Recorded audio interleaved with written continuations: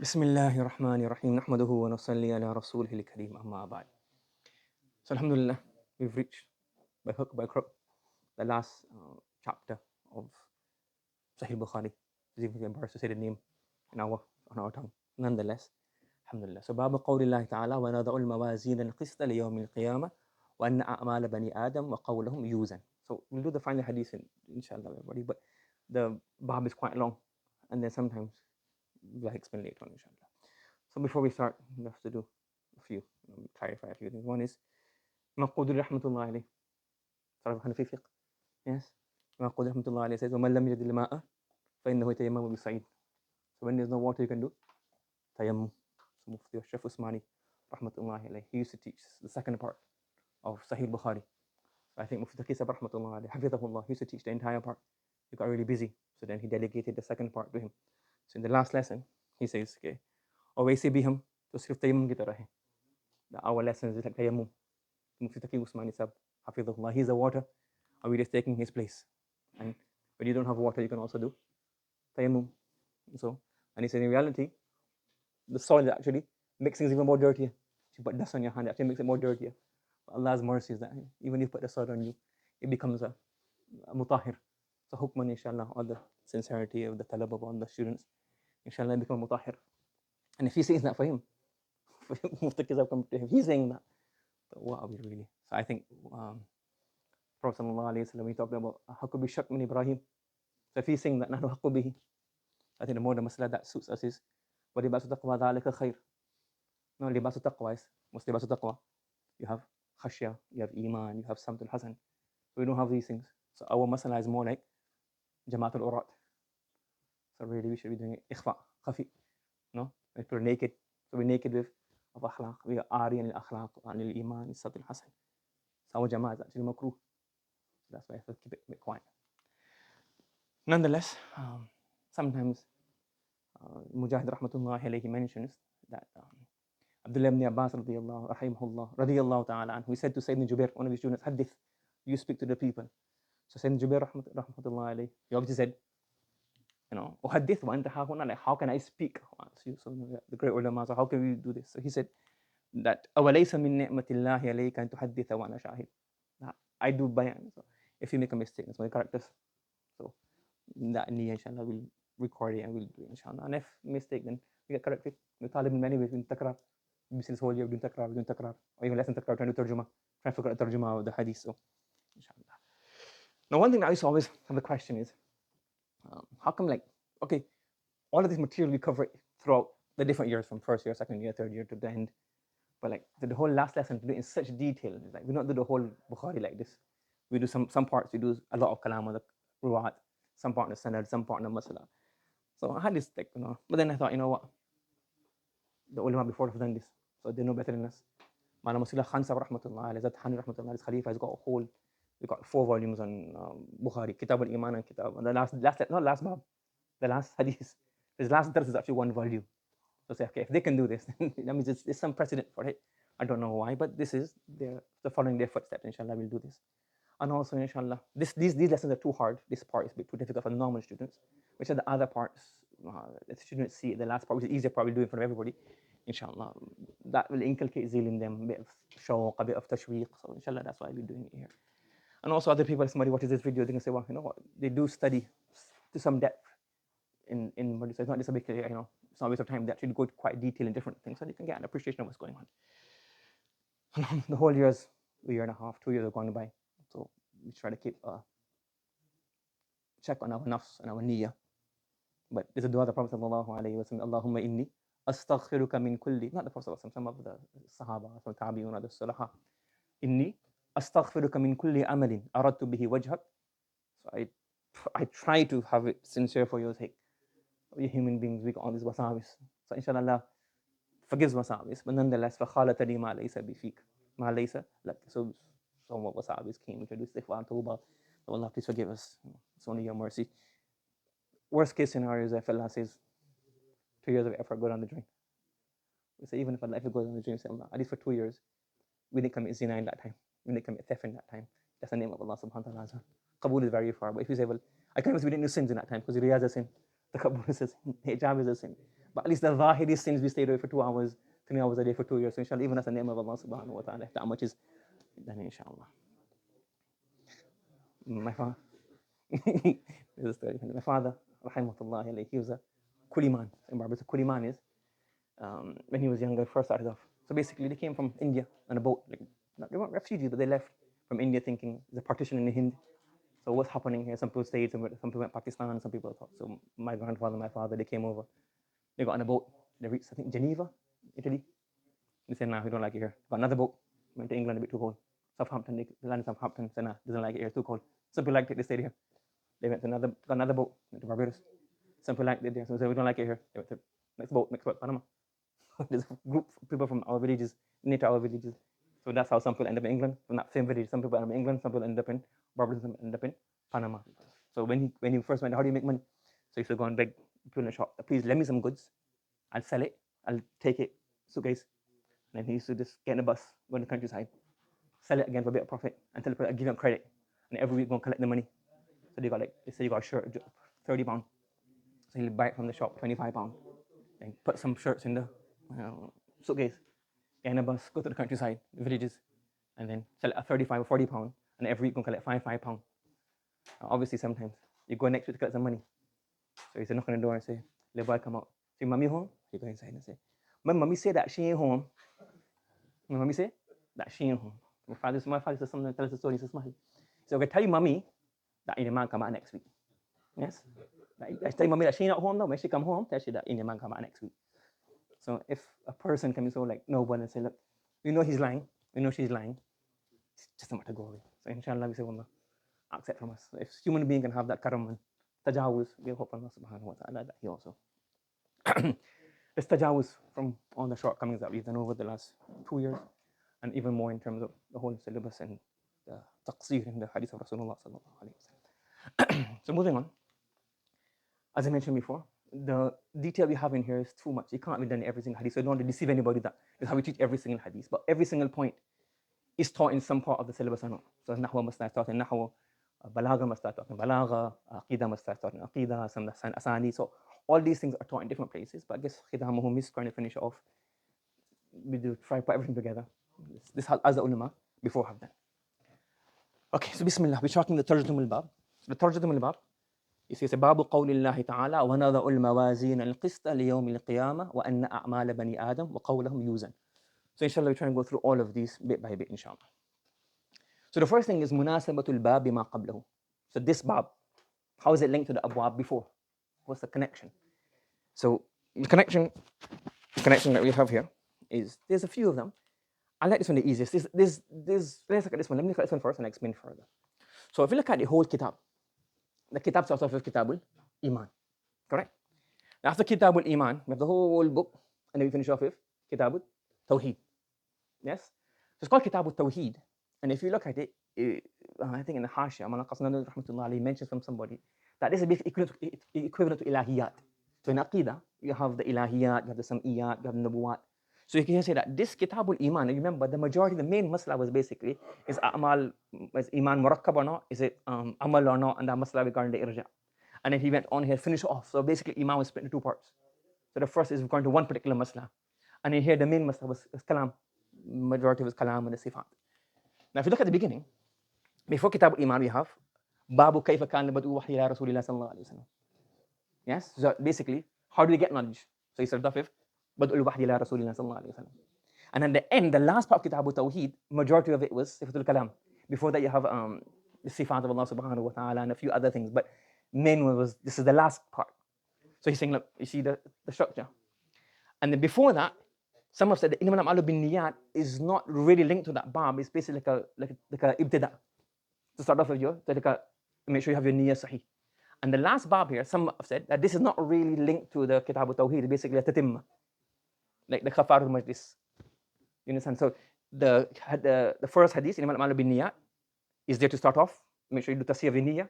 And the end is basically, Babu wa Muwadhin al-Qist is basically saying that everything that we've done is only going to be valuable if you have ikhlas, sincerity, and wazn of the amal. And along with this, he's also discussed a masala which is linked to the Mu'tazila, etc. But this is it. There's other opinions like Sheikh Yusuf rahmatullah alayhi and Abdul mentioned a lot more. They've linked it to the to the kalam masala. But this is easy. I don't want to go through that whole kalam masala again. Here's a bit deep. So in terms of balagha, we say this is raddu sadri al-ajuz. You start with something, you finish with something. So you started off with iman, finish off with iman.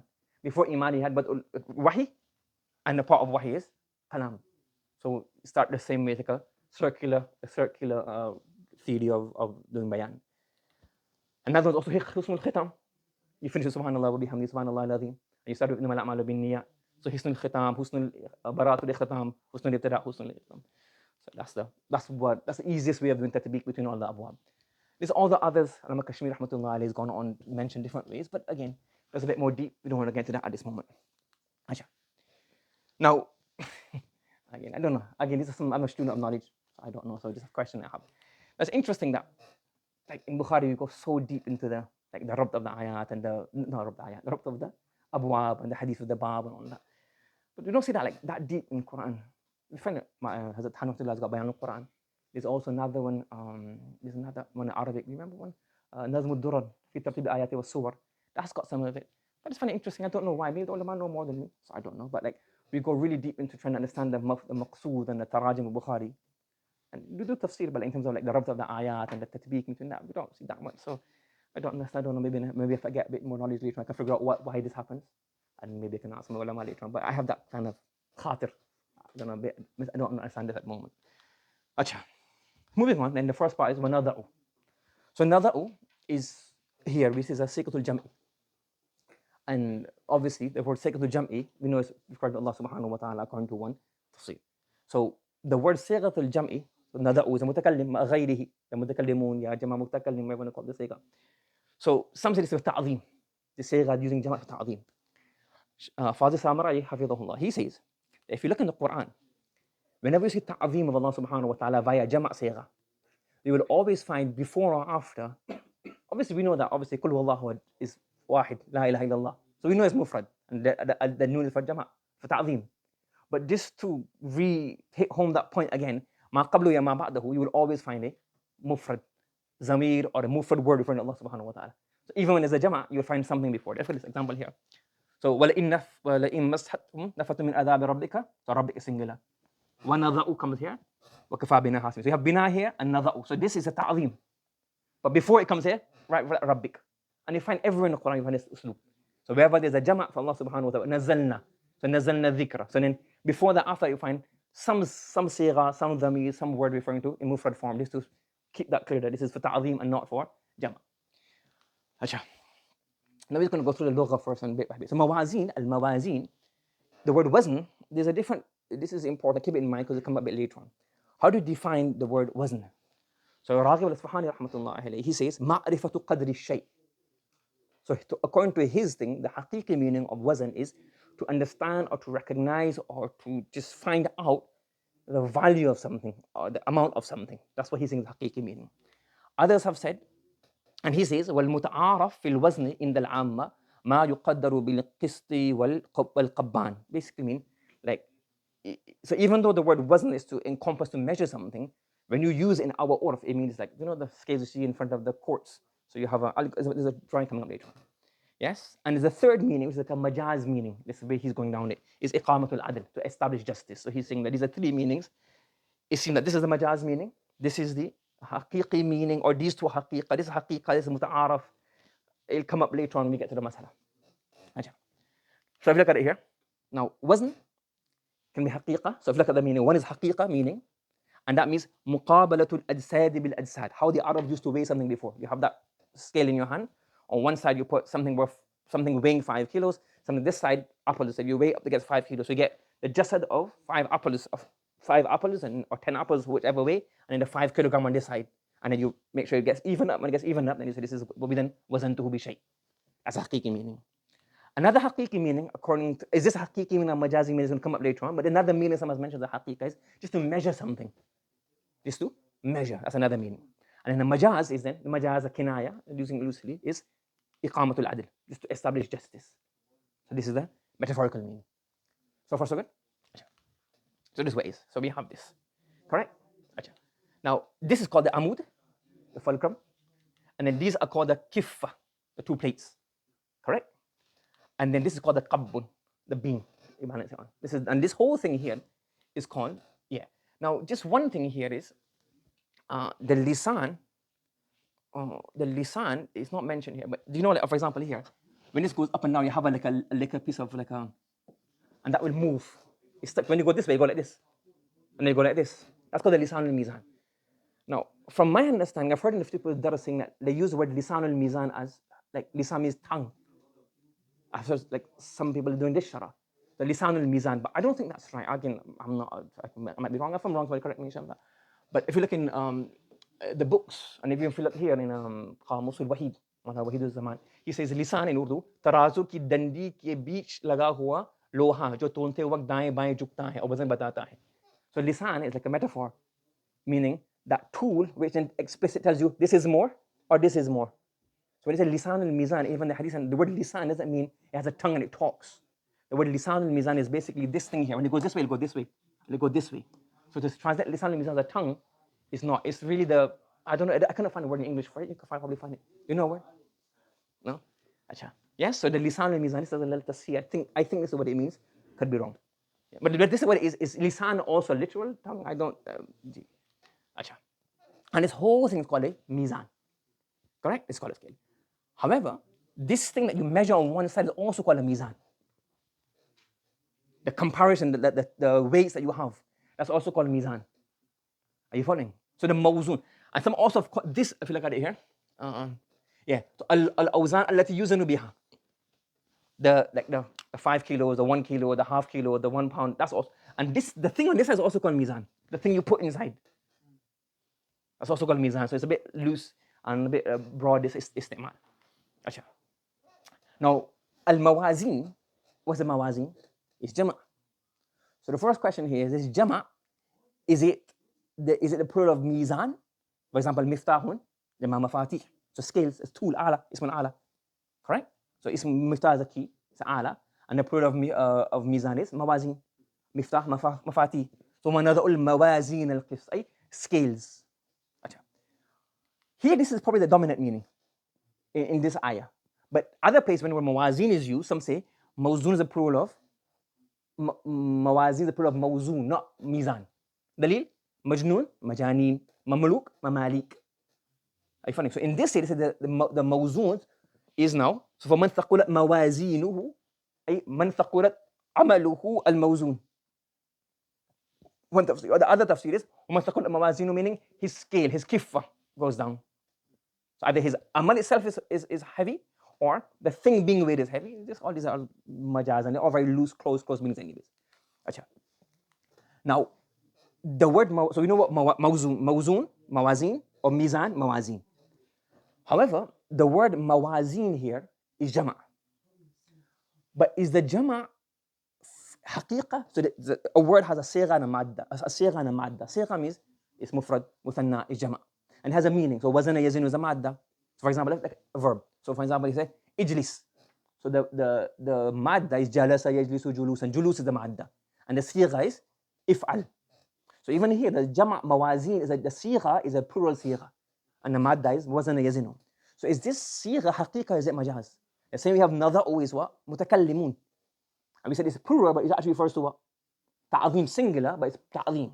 So even here, the mawazin, wa nada'ul mawazin, is this mawazin plural? And haqiqi meaning plural, the multiple mizan, multiple scales? Is that that's one possibility? So al-jam'u haqiqatun fi sighatihi. That this jama' is actually mawazin, means multiple scales. And the Quran only mawazin comes. You don't have mizan in the hadith. You don't get mizan singular in the Quran. Yes? Welcome to Rahman. But that comes in terms of the weighing scale. Sorry, correct. It comes in Surah Rahman, Allah tadghaw fil mizan. But in terms of scales and the Qiyamah, it comes in mawazin. Correct? My mistake. Following? Yes? Or, so in here it says there's multiple mawazin, and you have multiple scales on the Qiyamah. Wa nada'ul mawazin, we will place many scales. Yes? And why many scales? So like those are people, you know, like you come to the customs, you got one gate here, one gate here, one gate here, one gate here, you just get your stuff done. You clear the customs quickly, you have different gates. So like that. Or the jama' is majazun fi sighatihi.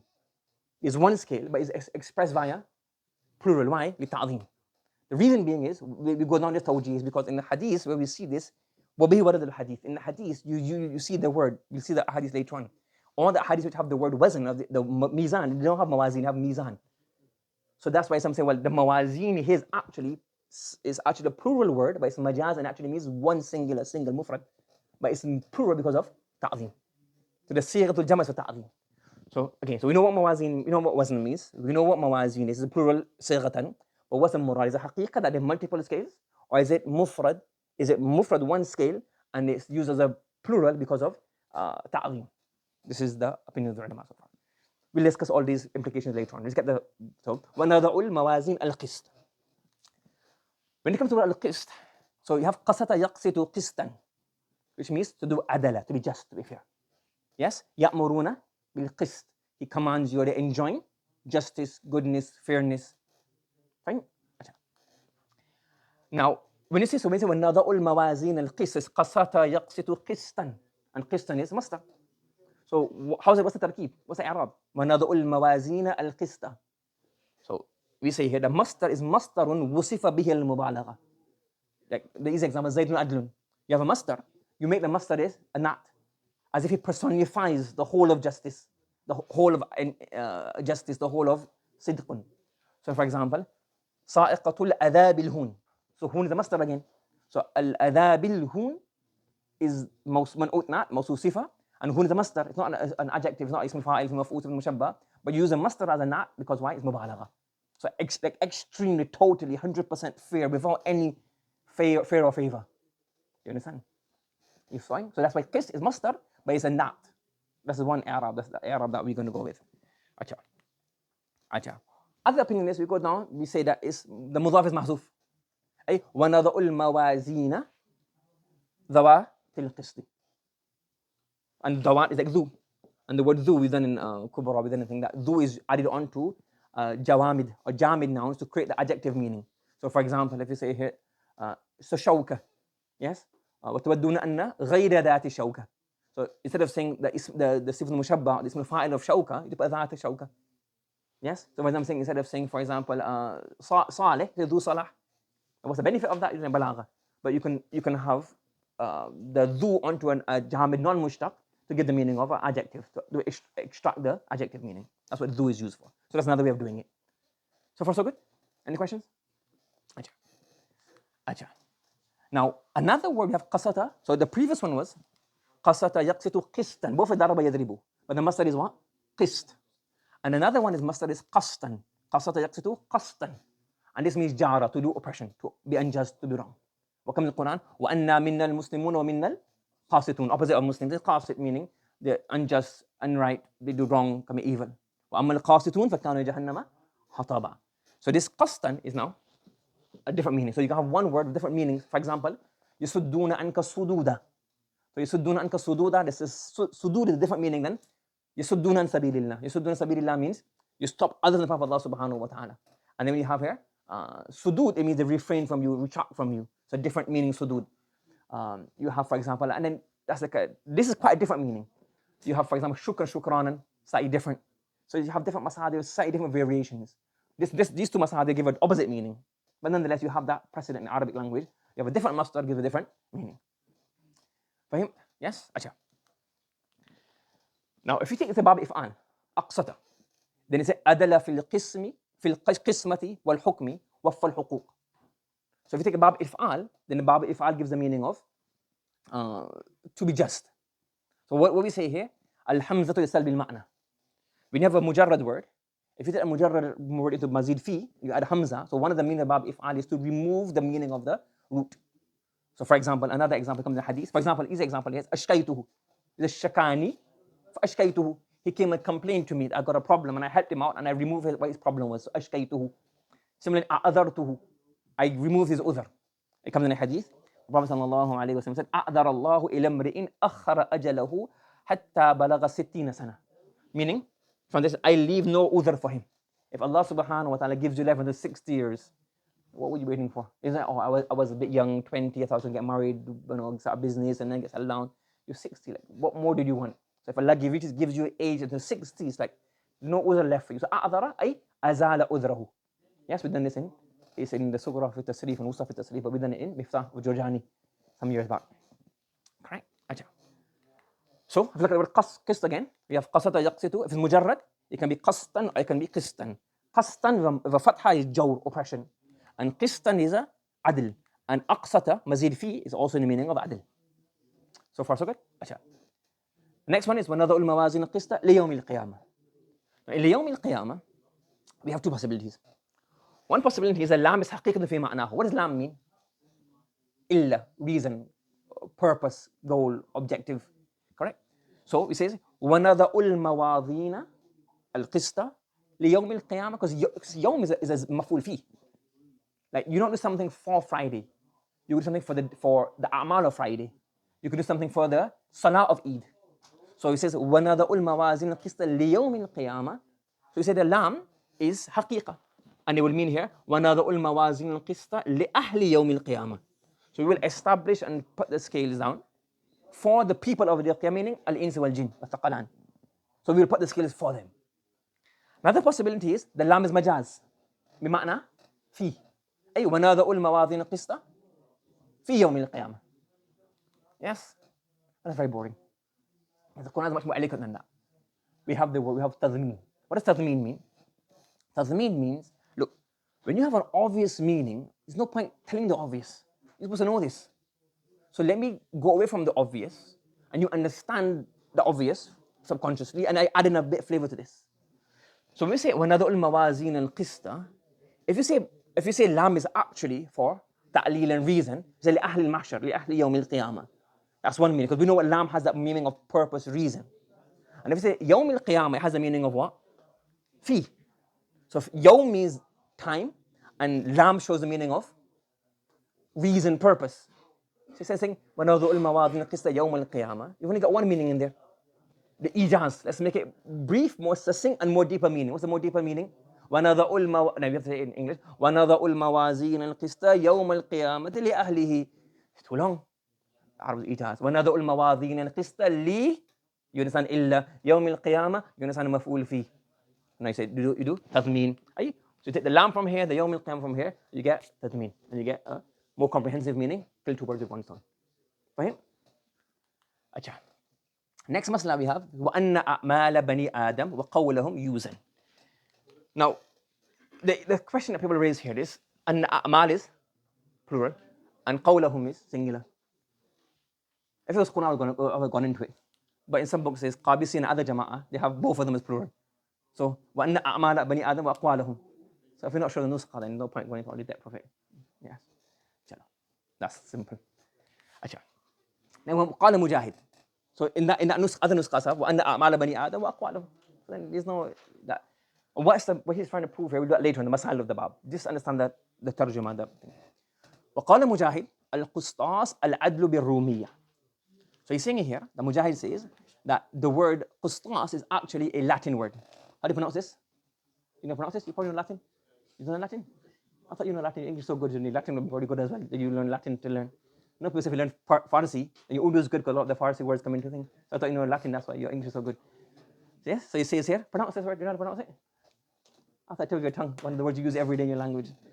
So I think it's pronounced Ustiti, I think so. I Googled it, but I forgot. Yes, Google. So he's saying, so Qistas is al-Mizan. So wazinu bil-Qistas al-Mustaqim. So he's saying that it's in Latin, you have this word here. And it's very similar as well, isn't it? Qistas, Ustutiya, the Qaf and the Ain. But if you pronounce it, it's like a U and a Qaf. The non-Semitics, they don't like throw letters that much. Like for example, they said, we have that discussion all the time. What did they say? Like they can't pronounce like a Ain. Like they can't Jumu'ah. They can't start a letter from the throat. Like Jum'atun. They can't say that. It's a Juma. It's too hard to pronounce from the throat. So the Ain and the Qaf, that kind of letters go away. I'm not expert in language, but you can tell it's very easy. And here means Qistas al-Mustaqim. Ibn Ashur rahmatullahi alayhi. Acha. And Raghib rahmatullahi alayhi says that is when you say Qistas, it also means Adl. Acha. So he's saying here, وَيُقَالُ الْقِسْطُ مَصْدَرُ الْمُقْسِطِ وَهُوَ الْعَادِلُ وَأَمَّا الْقَاسِطُ فَهُوَ الْجَائِرُ. Now, in Fathul Bari, there's this Ismaili. I don't know who he refers to. Again, I'm a talib ilm. He mentions Ismaili. I don't know who Ismaili refers to. Probably one of the, you know who he refers to? One of the al-Lugha or something. But no, he says here that basically he's having doing ta'aqub Imam Bukhari rahmatullahi alayhi. Imam Bukhari is saying al-Qistu is masdarul muqsit. What's the issue with that? He's saying no. القسط والعدل ومصدر المقسط الإقساط. Every student of Sarf knows أقسط يقسط إقساطا. So مقسط is اسم الفاعل. The masdar of that is not قسط, is إقساط. So he's saying here ومصدر المقسط الإقساط. So really إقساط and مقسط, which is made from that, the masdar is إقساط, not قسط. You're following? So he's trying to say, it seems as if he's trying to say that Imam Bukhari made a tasamuh. But it's probably that what he's trying to say is that Imam Bukhari knew that as well. If you knew something so obvious, so I don't think it's obvious to you. Maybe what he's trying to say, Imam Bukhari rahmatullah, wallahu alam, is that the meaning of muqsid, because the word qis and qas has two opposite meanings, isn't it? Is it adl or is it jawr? So maybe he's saying here that the masdar of the qis is a masdar of the muqsid meaning. So the qis is the meaning of adl, not of the meaning of jawr. Are you following? So he's not. Everybody knows that aqsa equals to iqsatan. So when he says is masdar of muqsid, it means it's the ma'na of qistun is the masdar of the meaning of muqsid. So bab if'al has only one meaning. Which one meaning does it have? Justice. And the other bab, which is mujarrad, has two meanings. So to avoid the confusion, saying that the word qistun is the masdar of the adl version, not of the oppression version. Wallahu alam. Fine? Acha. So this is the whole.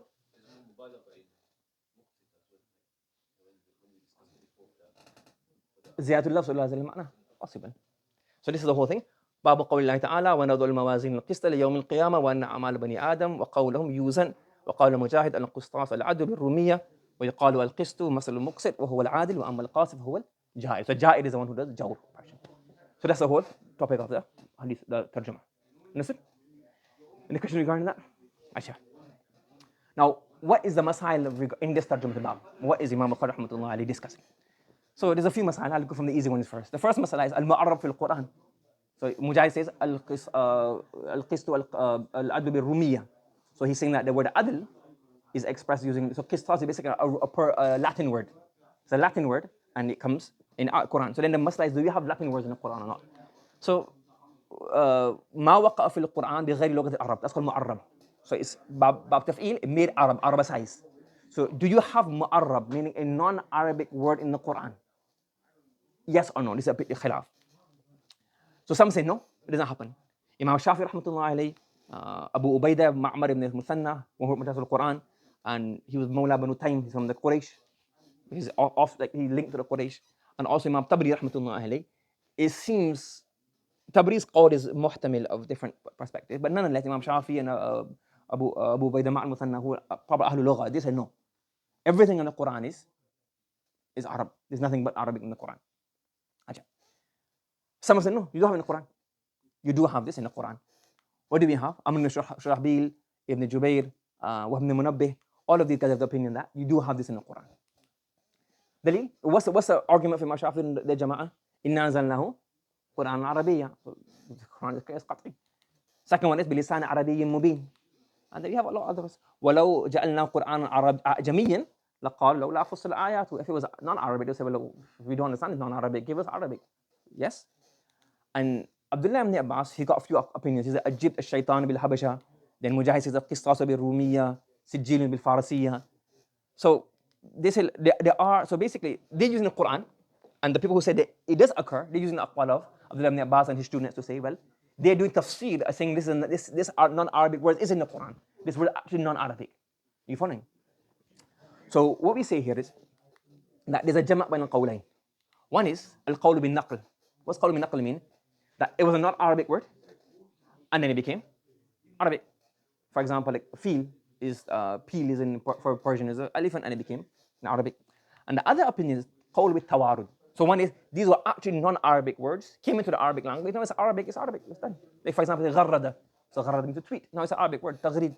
Well, that was obviously, if you say like, I don't know, you get certain words, but that's Arabic word itself. But nonetheless, you get Arabic word, non-Arabic words, it comes into the Arabic language. Can you think of anything? Modern ones? Like ta'ammaha? Ta'amraka. So ta'amraka, he became Americanized. I want to be American. After farnaka to become French. So now we say, well, the word French and American and all that is no, but it's using Arabic language, so it's an Arabic word now. They put in an Arabic saygha, an Arabic form. So that's one. Qawl bin naql, it transferred into the Arabic language. And the qawl bin tawar is, it is used in the Arabic language, and it's also used in other languages. Like this seems that because of people mixing together, coming together, but nonetheless, it has its origins in thing. And both lugha use this language, but it's actually an Arabic word, بأصالته. So in that way, if it's a qawl bin-naql, it's become Arab, so now it's still Quran Arabiy Mubin. If it's a qawl bin-tawarud, that both people have used it, so Abdullah Abbas saying it's also using this language. He's not saying it is in that language, he's saying it's also using that language. So it's tawarud, both. Tawarud, warada here or warada here. It came in both places, so qawl bin-tawarud. Acha? Okay, Bismillah ar-Rahman ar-Rahim. So the next masla we have here is hal yuzan al-Iman. Meaning, on the day of Qiyamah, it seems that everybody agrees that A'mal will be weighed. What about Iman? Will Iman be weighed or not? So, وَأَنَّ أَعْمَالَ بَنِي آدَمْ وَقَوْلَهُم يُوزَن. So, is Imam Bukhari doing hasr? That it is the A'mal that will be weighed, and the Aqwal, by not mentioning Iman, is he alluding towards that? It's not explicit here, but we don't know. But some have said that Imam Bukhari's opinion is that is not mentioned. But again, the text here, maybe in other books it may mention explicitly, but this text alone, it affirms one. Do you go mafhum mukhalif or not? Based on that, you can have that opinion. So the mafhum, if you do mantuq, so that the mawzoon, the a'mal and the aqwal are going to be weighed. That's explicitly mentioned. Implicit, so mafhum is explicit, implicit. And implicitly, he hasn't mentioned iman, so therefore we could probably assume that maybe he's opinion that iman will not be weighed. In Badul Amali, which is a book on Aqidah, he says, وَحَقٌّ وَزْنُ أَعْمَالٍ. It's a poem on Aqidah, Maturidi Aqidah. So he says, وَحَقٌّ وَزْنُ أَعْمَالٍ. And in there, Mullah Qari rahmatullah alayhi in the Hashya, in the Sharaf, in Dawul Ma'ali, he writes, وأشار الناظم إلى أن الوزن مختص بالأعمال الظاهرة وأن الإيمان لا يوزن. So this is another opinion. Mullah Qari rahmatullah alayhi, he's going towards this. And the reason that they go towards this is أولئك الذين كفروا بآيات ربهم ولقائه فحبطت أعمالهم فلا نقيم لهم يوم القيامة وزنا. This is حقيقة. Because nothing to weigh. Nothing to weigh. What's the point? Are you following? G. बयान कुरान से थानी रहमतुल्लाह अलैहि says क़यामत के रोज़ अमाल और अक़ाइद का वज़न वाक़िअ होने वाला है. So he's also the opinion that the amal, the iman will be weighed. Are you following? So there's a khilaf amongst them. There's no even within, because he's Maturidi. So so Mullah Qari rahmatullah alayhi. These are furu'i masail. So there's a khilaf regarding that. Khilaf mu'tabar. So what they would say is that if it's going to be weighed, it would mean here that those who are disbelievers, their iman won't be weighed. So let's go straight to Jahannam. And the believers, their iman will also be weighed. فيه خلاف. The third masla now is the main masla of this bab, is waznul a'mal. That will amal be weighed or not? Okay. Now, before we get into detail, we're discussing the ghaib. So لا يعلم من في السماوات والأرض الغيب إلا الله. So we're discussing the hereafter. And the umur of the hereafter, we have no idea. We just have the text in front of us, due to taslim and tafweed, whatever is in these texts, we accept them. We understand that it's not like, oh, it's like a puzzle, we don't understand it. But all the depth and all is really trying to say, go into depths. Sometimes it's not really, but because people have gone into those depths and they raise questions, that's why kind of you have to respond to them. But I don't think this is like, it's just causing more confusion. But nonetheless, I believe in it as Allah subhanahu wa ta'ala intends it. Whatever is the murad of the Quran, whatever is the murad of Allah subhanahu wa ta'ala, His Rasul, I accept that. But because this is discussion that people have, so we're just going to go through it. So the ghaib, what is in the ghaib and the sifa of the ghaib, we have no idea. We just understand what's in front of us. We can't get to the kun and the haqiqah. Yes? فَنُؤْمِنُ بِهِ كَمَا هُوَ. But nonetheless, we'll discuss it as the ulama have discussed this. Now, one thing is you have two types of arguments. If you do mantiq, if you do debates, if you do arguments, rational, you have called a straw man theory, straw man argument. Basically, you portray the person in front of you, his argument in a weak form, and you break it down. Like he says this and he doesn't know what we're talking about. That's what people do in politics. People doing TV shows and talk shows. They're just trying to basically make the other person come with that one thing to catch him out. It's not really like trying to get a conclusive discussion. And the opposite of that is an Iron Man argument. That what is the person in front of you saying? Understand it properly, present it properly, and then just analyze it properly. Obviously, both have pros and cons. The pros of this that nobody gets confused. Like some people say you shouldn't do bayan of the batil. Because when you do bayan of batil and you explain them and the arguments, and then they like kind of doing taqwiyah of it. So that's one of the harms of the Iron Man argument. If you're trying to say, well, the opinion that we don't agree with, everything is wrong, if you're going to explain that in all great detail and put the evidence and all that, you're going to confuse people, and as if you're doing ibtal of the batil, you're doing ihqaq of the batil and give it taqwiyah. That's one argument against it. But not the con, that's the con of this. But the thing of this is, if you understand, okay, that they actually, is like, for example, simple argument is like, the Palestinian issue, we all know, it's stolen land, colonization. But But if you go on, if you can, you have a, we know what's going on, genocide. But if you actually try and go on a debate with somebody who's educated, who's on the other side, you know what the arguments are. You want me to stand a foot with them, not that because they're right, it's because you don't know what arguments they're going to raise, what issues they're going to make into issues. Sometimes you don't know how to word it. Sometimes you don't know a background. Like for example, they say, "Oh, we wanted it to be like the Singapore of the Middle East." Why did you blow up the airport? You blew up the airport. But if you don't know that fact, you say, "Oh, well, we left them and we gave them their own thing." There's so little things you don't know. So if you have to say, "Well, these are all the arguments they're going to pose against what you guys are saying," then you can. So if you want to understand, well, this is what the Mu'tazila are saying. This is their arguments, and let's understand their arguments. Then that's the benefit of this.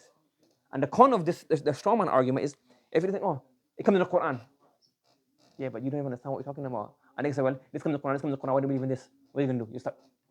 So because we're in an academic setting, that's why I'm not doing this in front of everybody. It's in the video, but only those who watch the video who actually, they probably get bored by now. They reached this far. They probably thought, okay, this is something this is my thing. It's not able to get bored of Aqsat, Yuqsat, and Iqsat, and Muqsat, and all that.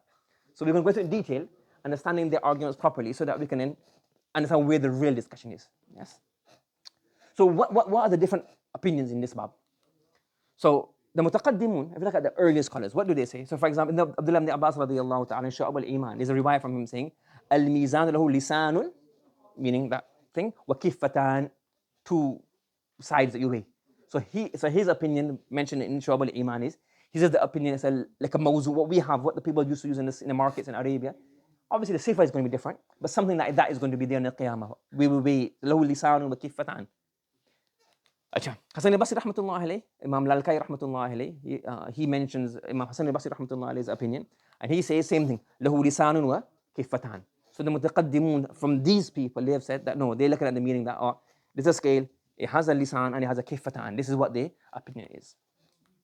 Abu Hanifa rahmatullah alayh, in his God books, it's not his God book. Imam Abu Hanifa, again, he never wrote, I don't think he wrote, the Fiqh al-Akbar, there's kalam in that. But there's a book called Al-Usul al-Munifa. Yeah, Manifa. Yes, I'm not sure. Yeah. So in there, he says, the author, he's collecting Abu Hanifa rahmatullah's aqaid masail from different books. From Fiqh al-Akbar, if the nisbah sahih to him, then al-Wasiyah, and other books, letters and things that he wrote, he gathered the aqidah masail in that book. And so Imam Abu Hanifa rahmatullah, in there he says, وَوَزْنُ الْحَسَنَاتِ بِالْمِيزَانِ يَوْمَ الْقِيَامَةِ حَقٌّ. In one of those, so this is a secondary book. So he quotes one of the original books. So he says here, Mizan Yawm al-Qiyamati haqqun. Now, Mizan seems to imply the haqiqi meaning, so we could assume maybe Imam Abu Hanifa rahmatullah have the opinion that no, it's one of those scales. Wallahu alam. And he says, Yuja'u bi amal al-abd, fayuj'alu fi mizani fayarjah. This second part then clarifies that it seems that the amal will be brought and put in the scales. So he's not talking about, he's talking about a scale. That's what it seems that Imam Abu Hanifa rahmatullah alayh, that's his opinion. Acha. Imam Tahawi, in Aqid Tahawiyah, he says, but it's not clear, because it's just ihtimal. So وَنُؤْمِنُ بِالْبَعْثِ وَالصِّرَاطِ وَالْمِيزَانِ. It seems as haqiqah, but you can do ta'wil of this. Achha. Ibn Abi Hatim, he says, I asked my father, Abu Hatim, and I also asked Abu Zur'a al-Razi. Remember, Abu Zur'a al-Razi is different to the Abu Zur'a comes in the Sanad. Yes, Abu Zur'a al-Razi is like 289, and the Abu Zur'a in the Hadith Sanad is coming up later on. He's one of the different, he's a grandson of Abdullah ibn Jarir al-Bajali rahmatullah alayh. So he says, I asked these two people, because Ibn Abi Hatim narrates a lot of the aqwal in the books of Hadith, etc. So he says here, وَالْمِيزَانُ حَقٌّ لَهُ كِفَّتَانِ. So they also have the kiffatan, it's like a scale. Imam Tabari rahmatullah alayh, so he's mutaqaddim as well, Imam Mujahid. And maybe this is why Imam Bukhari brought his masala here. So he says here, Imam Mujahid rahmatullah alayh says, وَنَادَعُ الْمَوَازِينَ الْقِسْطَ لِيَوْمِ الْقِيَامَةِ. He says here, إِنَّمَا هُوَ مَثَلٌ كَمَا إِنَّمَا هُوَ مَثَل. It's a proverb. It's not haqiqah, it's an abstract, it's like a metaphor. كَمَا يَجُوزُ الْوَزْنُ كَذَلِكَ يَجُوزُ الْحَقِّ. Just as you can take as wazn, you can also take it as established justice. Now, I read it in different places, and I can't remember, I couldn't find it again. The nuskha that I have yajuzu, another nuskha has something else different. Like, it doesn't change the meaning too much, but it's another word, not yajuzu, something else. But it's like tasheef in one of the nuskhas. So just keep that in mind. But nonetheless, Mujahid rahmatullah alayh, his quote from Tabari is that he's saying it's a parable. That mathal is, the wanadul mawazin doesn't mean there'll be scales. It'll actually be what? Abdullah ibn Abbas' student, who Abdullah ibn Abbas says, lisanun wa kifatan. But he's one of his students of the opinion that this here is regarding justice. Imam Thawri rahmatullah alayh, he narrates from Layth from Mujahid, he also says the same thing, al-Adl, from Tabari as well. Acha. Now, if you look in the books of some of the Ash'ira, they, for example, Abu Hasan al-Ash'ari, in his Maqalat al-Islamiyyin, these are second-hand quotes. I haven't got the chance to look at all the original quotes. These second-hand quotes from different books. He says, وَاخْتَلَفُوا فِي الْمِيزَان. He agreed that it's the ikhtilaf. And he says, فَقَالَ أَهْلُ الْحَقِّ. So he's kind of saying it's like a bit significant مسألة. له لسان وكفتان. Imam Ghazali رحمة الله عليه قواعد العقائد, he says, وأن يؤمن بالميزان ذي الكفتين واللسان. He's taking the same opinion of Abdullah ibn Abbas and the earlier people apart from Mujahid. Now in the Maturidi, again, I'm just reading 2-3 books. I can't really quote. I'm not like intensive study. But Imam Ghazali and Imam Ash'ari is enough to say, well, it seems as if a large portion of them, or these two Ash'ari scholars say this. But the Maturidi, again, is not the same. Abu al-Barakat al-Nasafi, who wrote Sharh al-Umda fi Aqidah al-Sunnah wal Jama'ah, he's saying, when he says wazn, in the sharh of this, he says, ibaratun amma yu'rafu bihi maqad al-a'mal wa natawaqqafu fi kayfiyatihi. Remember at the beginning what the Asfahani say? One meaning of wazn is ma'rifatul qadr shay. So in this book, he's saying that the meaning of wazn is not, he's not going towards the kifatan wal lisan. He's saying ibarat amma yu'rafu bil maqadir al a'mal. It is basically this kif, the mizan that we believe in the Qiyamah is basically, mizan basically means something by which we recognize the value and the worth of our amal. And he says wa natawaqqafu fi kayfiyatihi. We're not going into details at lisan and kifatan and how big and how small. Did they say tawaqquf, like tafweed? Similarly, Umar ibn Muhammad Nasafi, again, there's different Nasafis. So the one who wrote Aqidah Safiyya, in there he says, well, wasnu haqqun. So that's could go either way. Taftazani rahmatullah alayhi shara on the Aqidah Safiyya, he says here, same thing. Ibaratun amma yu'rafu bihi maqadir al-a'mal wal-aql qasirun an idrak kayfiyatihi. Similar to what he's saying.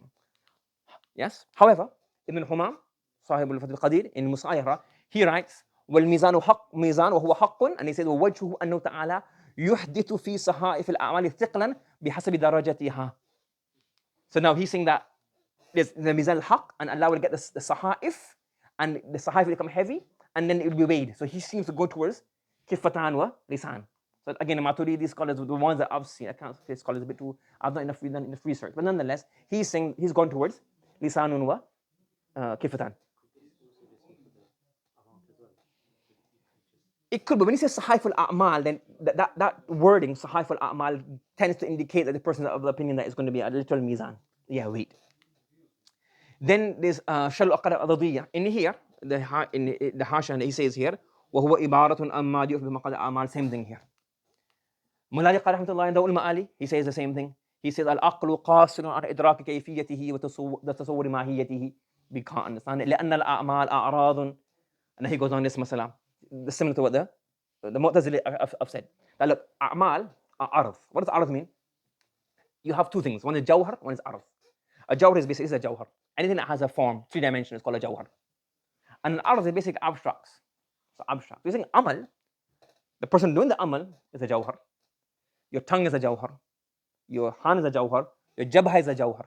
But the sajda, it's just a height of your jawahir. The actual sajda itself is not something you can. So say that this sajda, this dhikr that you have done, in itself, it doesn't have a form. فَلَا تُوصَفُ بِالْخِفَّةِ وَالثِّقْلِ أَجْزَاؤُهَا. So you wouldn't say that the أعمال are going to be خفيف الثقيل.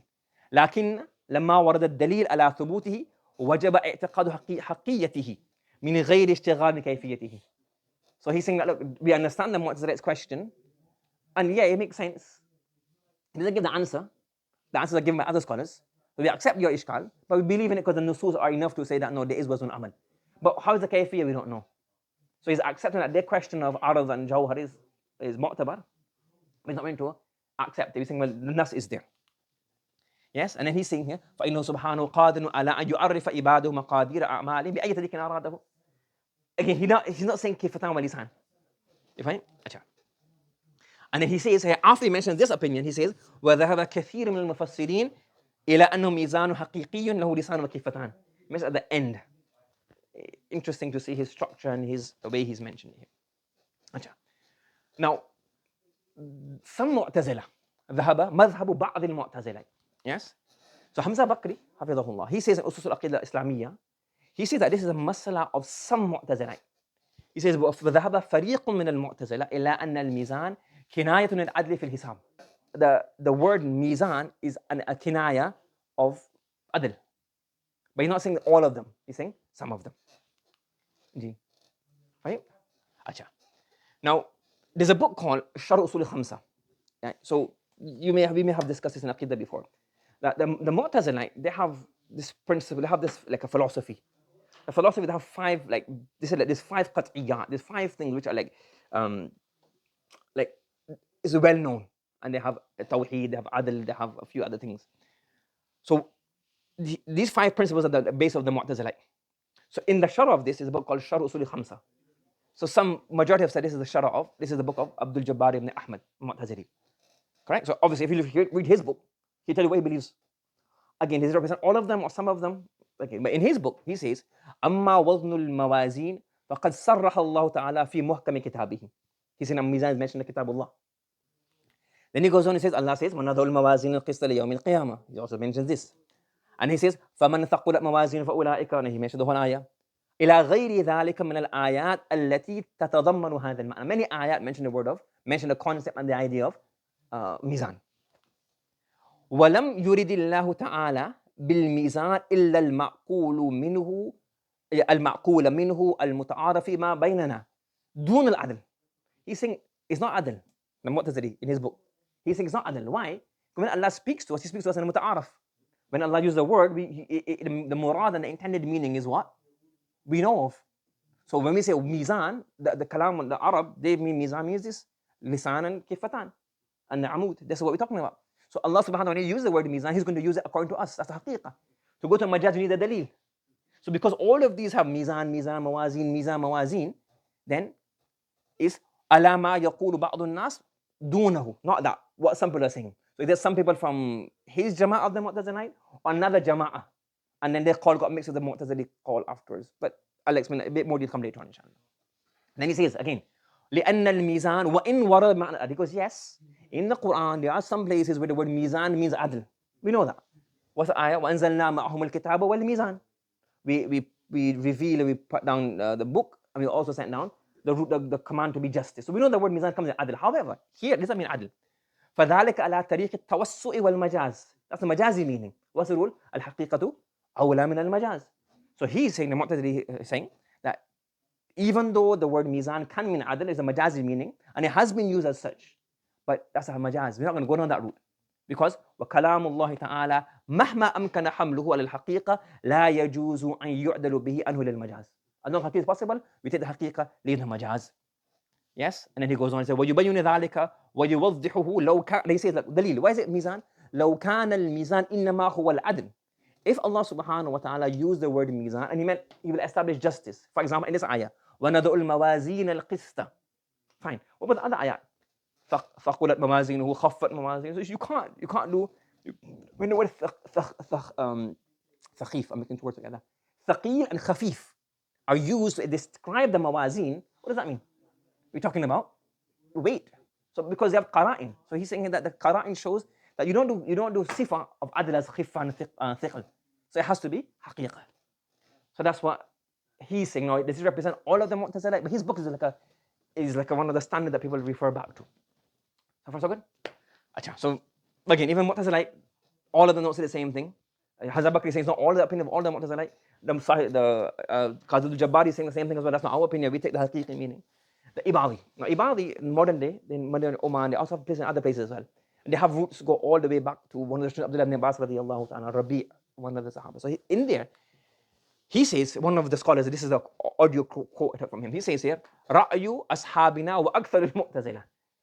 So he's saying, Qadi al-Jabbar saying, we don't believe in that. But he's saying that the most Mu'tazilite are we, is our opinion. This is clear. أَنَّ الْمَقْصُودُ هُوَ تَمْيِيزُ الْأَعْمال خَيْرِهَا وَشَرِّهَا. So he's saying here, that is what? Adl, same as Mujahid, and some of the Mu'tazilite. And he's claiming that this is the opinion of all the Mu'tazilite. Again, you need to do a lot more research on this. So this is touching the surface. And then he says, but he says this, al-qadiyyatu majal al-nazar.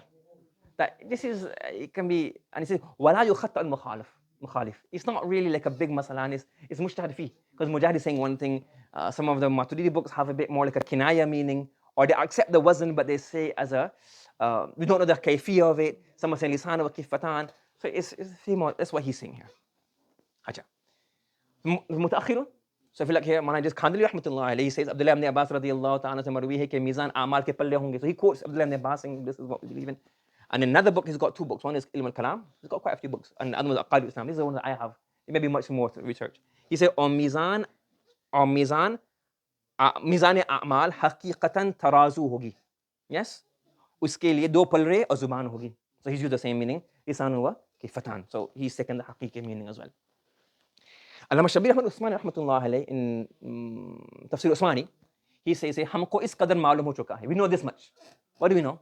That there will be a wazn, yes, जिसमें, what happened here? Something happened here. Kifatain, yeah, kifatain. I thought it was a guftagin or something. The Persian word came in, I didn't know. Yeah, so he's saying here that there will be two kifa and a lisan. Yes, and then he says here, and then he goes on to further say, लेकिन वो मीज़ान और उसके दोनों पल्ले किस नौइयत और कैफियत के होंगे. Same thing what we saying before that. How is it going to be? How big are these two sides going to be? How is it going to happen? And how will these? Because उन बातों का इहाता हमारे अक़ल और फ़हम की रसाई से बाहर है. इसलिए उनके जानने की उसलिए उनके जानने की हमें तकलीफ नहीं दी गई. We don't need to know all these things. So he just basically Mullah al-Qari rahmatullah alayhi, look, some hadiths have this and we don't need to get involved in this masala. And it's not even like a big masala. Even the Ibadiyah thing is fihi majal. Acha? And then he does say this. He goes, what we do know is that that we do aqid on this. Whatever we come in hadith, we keep our aqid on this, and we just leave the rest. Yes. And then he says here, Allah subhanahu wa taala was harder for him that he creates a mizan where a'mal are weighed and how are they weighed, how they measured. But he doesn't go into detail. This is a unnecessary discussion, which is just we don't know the depth of this. So to summarize the ikhtilaf. What's the ikhtilaf? That the word nada'ul mawazin, that wada is haqiqah. Something's going to be placed. And that means the mizan is haqiqah as well. We are going to place a mizan with lisan and kifatan. Second possibility is we will place, but not a mizan, but an ala, yuqasu bihi, min ghayri takyifin. So we will place something, and it's going to be like a scale you have in the markets. But obviously the sifa is completely different. Or we will place something, and that something is yu'rafu bihi maqadul a'mal. Or the wada is not going to place something. Rather, Allah will establish just in the Qiyamah, which is what he's saying here, iqamatul adl. But this is not doesn't seem to be the opinion of majority of the people. It's either go down this route or this route. Abdullah ibn Abbas and many of the Ash'ira go down this route, and some of the Maturidiyya go down this route, and some Maturidi go down this route as well. Yes? Fahim? So far? So good. Achha, why is it ikhtilaf? We know the ikhtilaf, why? So, min haythu al-naql, two aspects. One is the dalil, the Quran nusus, the hadith, and then we also have the aql, like rational aspect. So from the hadith perspective, what's the ishkal? Look, we see, if you look at the word in the Quran, we have a few places where the word mizan comes in the meaning of to weigh something, like weighing. For example, wa'uful kayla wal mizan bil qist. So like the word mizan means weighing something. So give the kayl, the volume that you're measuring, do that fully, do the mizan fully. So this is measuring. وَأَوْفُوا الْكَيْلَ وَالْمِيزَانَ وَلَا تَنْقُصُوا الْمِكْيَالَ وَالْمِيزَانَ وَلَا تَنْقُصُوا الْمَكْيَالَ وَالْمِيزَانَ. Many places come. وَأَوْفُوا الْكَيْلَ إِذَا كِلْتُمْ وَزِنُوا بِالْقِسْطَاسِ الْمُسْتَقِيمِ. So now we know here that wazinu, the word wasn't coming there. But nonetheless, the word mizan is used in which meaning? Hakiki meaning. The word mizan is also used in which meaning? Ma'na adl in the Quran. As Qadi al-Jabbar pointed out earlier. What's this here? الَّذِي أَنزَلَ الْكِتَابَ بِالْحَقِّ وَالْمِيزَانَ. What do you say here? जिसने इस किताब यानी कुरान को और इंसाफ को नाजिल फरमाया. So even we accept that. Look, that the word mizan here means Allah set down the book, and Allah subhanahu wa ta'ala set down the command for us to be just. So now we word the mizan is also used in which meaning now? We have in adl, iqamatul adl. So both words in the Quran. Yeah, another one. وَأَنزَلْنَا مَعَهُمُ الْكِتَابَ وَالْمِيزَانَ لِيَقُومَ النَّاسُ بِالْقِسْطِ. Same thing as well here. And the third possibility is there's certain place we have two ihtimal. The thing is mushtarak. What does it say? For example, وَالسَّمَاءَ رَفَعَهَا وَوَضَعَ الْمِيزَانَ أَلَّا تَطْغَوْا فِي الْمِيزَانَ. In this tafsir, if you go deep into it again, it needs it can't go and become a tafsir lesson. But nonetheless, in this, Tabari says وَوَضَعَ الْمِيزَانَ, Mujahid says al-Adl. That's his philosophy from before. And أَلَّا تَطْغَوْا فِي الْمِيزَانَ, he says here, إِعْدِل, be just, be fair. Others have said, Abdullah ibn Abbas, he uses this ayah in a literal way. He saw somebody weighing, but he wasn't weighing properly. So he said, أقم اللسان أقم اللسان أليس الله قد قال وَأَقِيمُوا الْوَزْنَ بِالْقِسْطِ وَلَا تُخْسِرُوا الْمِيزَانَ. So he's saying mizan here is actually weighing. So Abdullah ibn Abbas is saying that this word mizan here is a khilaf in his word. Mujahid is saying it means here adl. Abdullah ibn Abbas is using it to show literal meaning. Yes. فَلَا نُقِيمُ لَهُمْ يَوْمَ الْقِيَامَةِ وَزْنًا. What's the meaning of this? So Tafsir Masari says वज़न कायम न करने का मतलब ये है कि अल्लाह के आगे कोई कदर नहीं होगी. So he's saying that there's no value for them. So in here لا نقيم لهم يوم القيامة وزنا, he's not talking about wazn, he's talking about they don't have any value. So the word wazn, iqamatul wazn here means what? They have no value. So he's saying the word mizan is what? Wazn is what? Majaz here. So we see certain places where there's ikhtilaf and two people are saying different things. So now Tabri says here لعنتهم ثقلا لعنتهم قدرا. So you see that so we have some clear-cut adl, some clear-cut wazn, and some is muhtamal. So it is saying here now, because of this, what is it the meaning? So for example here وَنَضَعُ الْمَوَازِينَ الْقِسْطَ لِيَوْمِ الْقِيَامَةِ. What happens here? Similarly, الْوَزْنُ يَوْمَئِذٍ الْحَقِّ. But again, we say what's the dalil? Look, تقول خفت. So that is qarina shows this meaning. So if you have a doubt, use the context. The whole context is khafif, thaqil. So we understand that is muhtamil. We know that is the meaning of adl. We know that the word mawazin has multiple meanings. It's used in both places. But when in doubt, then use the one that has qarina. What's the qarina? Khafana taqul. Yes, again, taqul mawazin. So even in here, as Qadi al-Jawab was saying that this is thing. So how do you respond to this? Let's use the Mu'tazili. He just uses his own answer. What do you say? وَكَلَامُ اللَّهِ تَعَالَى مَهْمَا أَمْكَنَ حَمْلُهُ الْحَقِيقَ لَا يَجُوزُ أَنْ يُعْدَلَ بِهِ عَنْهُ إِلَى الْمَجَازِ. So he himself is saying that. And that اللغة. Yes. What if it's mushtarak? Two possibilities. So if you have haqiqa and majaz, what happens then? Haqiqa is awla, you delete majaz. If both mushtarak, it's either way. It's easy to go to the second meaning. Are you following? If it's a haqiqa, that means haqiqa is take priority all the time. And majaz becomes secondarily. And if you say no, not haqiqa, it's mushtarak, both are equal. You have to decide case by case. If we do take that case, let me say here, well, okay, then let's take a case by case scenario. The case where we have a ishqal is thaqil and khafif. So then qarina shows us that no, it's actually to do with skin. And then, and in Tirmidhi, you have a hadith, there are a few hadiths. The first is what? Anas radiyallahu ta'ala anhu, he asked the Prophet sallallahu alayhi wa sallam, can you please intercede for me on the day of Qiyamah?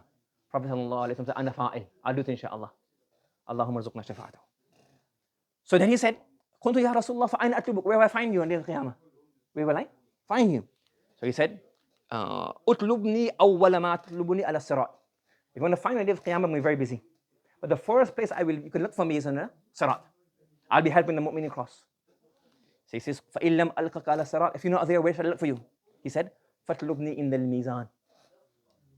فَاطْلُبْنِي إِنَّ إِقَامَةِ الْعَدْلِ. But again, the issue is, remember, again, it's no point in saying, oh, again, a strongman argument. Oh, the hadith. They will say, khabar wahid. Yeah, that's why Imam Bukhari, before Kitab al-Tawheed, he brought the whole bab. Khabar wahid is a hujjah. So a lot of these things, is no point arguing on this dalil, because we don't accept the dalil. Again, I don't think if they all say this, but nonetheless, you have to understand that just by saying comes in a hadith, it's not going to suit them. They say, well, this is khabar wahid. Khabar wahid, and it's not sahih. It's mukhalifun. It's shaz. Why? Mukhalifun al-awla. So you have to understand that with the root of the discussion, you have to go back to the foundation. The foundation is the hujjiyah of khabar wahid. Do you understand? So if you argue on this one, I say, well, yeah, doesn't bother me. But in this hadith, because this is not really a big masala. In other masail, like shafa'ah and all that kind of stuff, they will say shadh. So we don't take it. You get it? So you have to understand where they're coming from. But nonetheless, we say here, فَاطْلُبْنُ إِنَّ الْمِيزَانِ. الطَّلَبُ إِنَّ الْمِيزَانِ can only be what? بمعنى حقيقي. So this hadith is dalil for us. If we accept the premise that this is a hujjah, we accept that premise. This is our thing. And there's no reason to not accept it. So we say, فَاطْلُبْنُ إِنَّ الْمِيزَانِ shows what? That is a physical mizan. And he said, فَإِن لَمْ أَلْقَكَ إِنَّ الْمِيزَانِ. Then, فَاطْلُبْنِ إِنَّ الْحَوْضِ فَإِنِّي لَا أُخْتِئُ هَذِهِ ثَلَاثَ الْمَوَاطِنِ. I'll be one of these three places on the Qiyamah. So if my shafa'ah, look for me at these three places, I'll be either at the sirat, in the mizan, or al-hawd. So now, in the mizan shows that the mizan is a haqiqi mizan, not iqamatul adl. And what we say regarding Mujahid is that Mujahid said that it does mean iqamatul adl, but doesn't negate the other. So there will be establishment of justice and there will be mizan. Aisha radiyallahu ta'ala, and she narrates a riwayah, and the riwayah has ibnu lahiya in it. So, qad marra al-bahr. Yeah, so you can't really use this as a hujjah here, and then we say when it comes as a dalil against something else that you don't use it there. But nonetheless, there's a riwayah in Imam Ahmad rahmatullah mentioned it. He says, هل يذكر الحبيب حبيبه هل يذكر الحبيب حبيبه يوم القيامة. Will one person, another person of the Qiyamah, I love you, you love me. Will I remember you of the Qiyamah? You remember the Qiyamah? So Aisha radiyallahu ta'ala was given a reply, Ya Aisha, amma inda thalathin falah. 3 places, no. 3 places, nobody will remember anybody else. Too scary, too worrying. Amma inda al-mizan hatta yathqula aw yakhiffa falah. Same thing again here. But this doesn't give any new dalil because, well, the inda comes from makan, and the khafif and the thaqil is also mentioned in the Quran. But nonetheless, there's a riwayah. وأما إن تطاير الكتب, when the books, وأما من أوتي كتابه بيمينه وأما من أوتي كتابه بشماله. So at that time, فإما يؤتى بيمينه أو يؤتى بشماله فلا. Until you get your books, you can't remember anybody because you're too worried. And the third place, we can leave that riwayah for now. It doesn't link this one. There's another hadith. Imam Muslim rahmatullah narrates an authority of Abu Malik al-Ashari. He says here, الطهور شطر الميزان شطر الإيمان والحمد لله تملأ الميزان. So mala is also the same way khafif is a qarina that is what? Haqiqah. Mala is also qarina that is going to be a haqiqah. Wa subhanallah walhamdulillah tamla'ani ma bayna samai wal ard. And ma bayna samai wal ard is like a place. It fills up in between. And then the hadith about كلمتان حبيبتان للرحمن خفيفتان للسان ثقيلتان في الميزان. Subhanallah wa bihamdihi subhanallah al-azim. However, you can raise the ishkal that خفيفتان للسان is majaz. الثقيلتان في الميزان is also like a majaz. So it's not that short. It can be the ta'wil of this dalil. But then you got other dalail, many other dalail. But this you can raise this question that because well, khafif is majaz, so it's thaqil. But nonetheless, you got enough other hadiths. And then the third hadith is hadith of bitaqa. So Abdullah ibn Amr al-As radiyallahu ta'ala anhu, he says, قال رسول الله صلى الله عليه وسلم إن الله سيخلص الرجل من أمتي على رؤوس الخلائق. Day of Qiyamah, one person to talk to you. فينشر عليه 99 سجلا. What will happen? You will have 99 books of, is it haqiqah 99 or takdir? You have 99 books of evil deeds. Yes, as far as you can see. And then you say, أتنكر من هذا شيئا أظلمك كتبتي الحافظون. Anybody wronged you? Anybody lied against you? Are all of these books really? So you said, no. فقل لا يا رب. أفلك أذر? Any excuse? لا يا رب. No. Yes. That's also one thing. Abdiyah. Shaitan, أنا خير من دليل استدلال. I'm better than him. Well, I've got nothing. Yes. Our sarmaya and our ra'sul mal is that we have nothing. Yes. So he said, لا يا رب. Nothing. Hopeless. فيقول Allah says, okay, let me tell you now. بلا إن لك عندنا حسنة. There's one good deed that you do have. فإنه لا ظلم عليك اليوم. Today nobody will oppress you. Nothing wrong to you. فتخرج بطاقة فيها. He'll bring a بطاقة will come forth, a little piece of paper.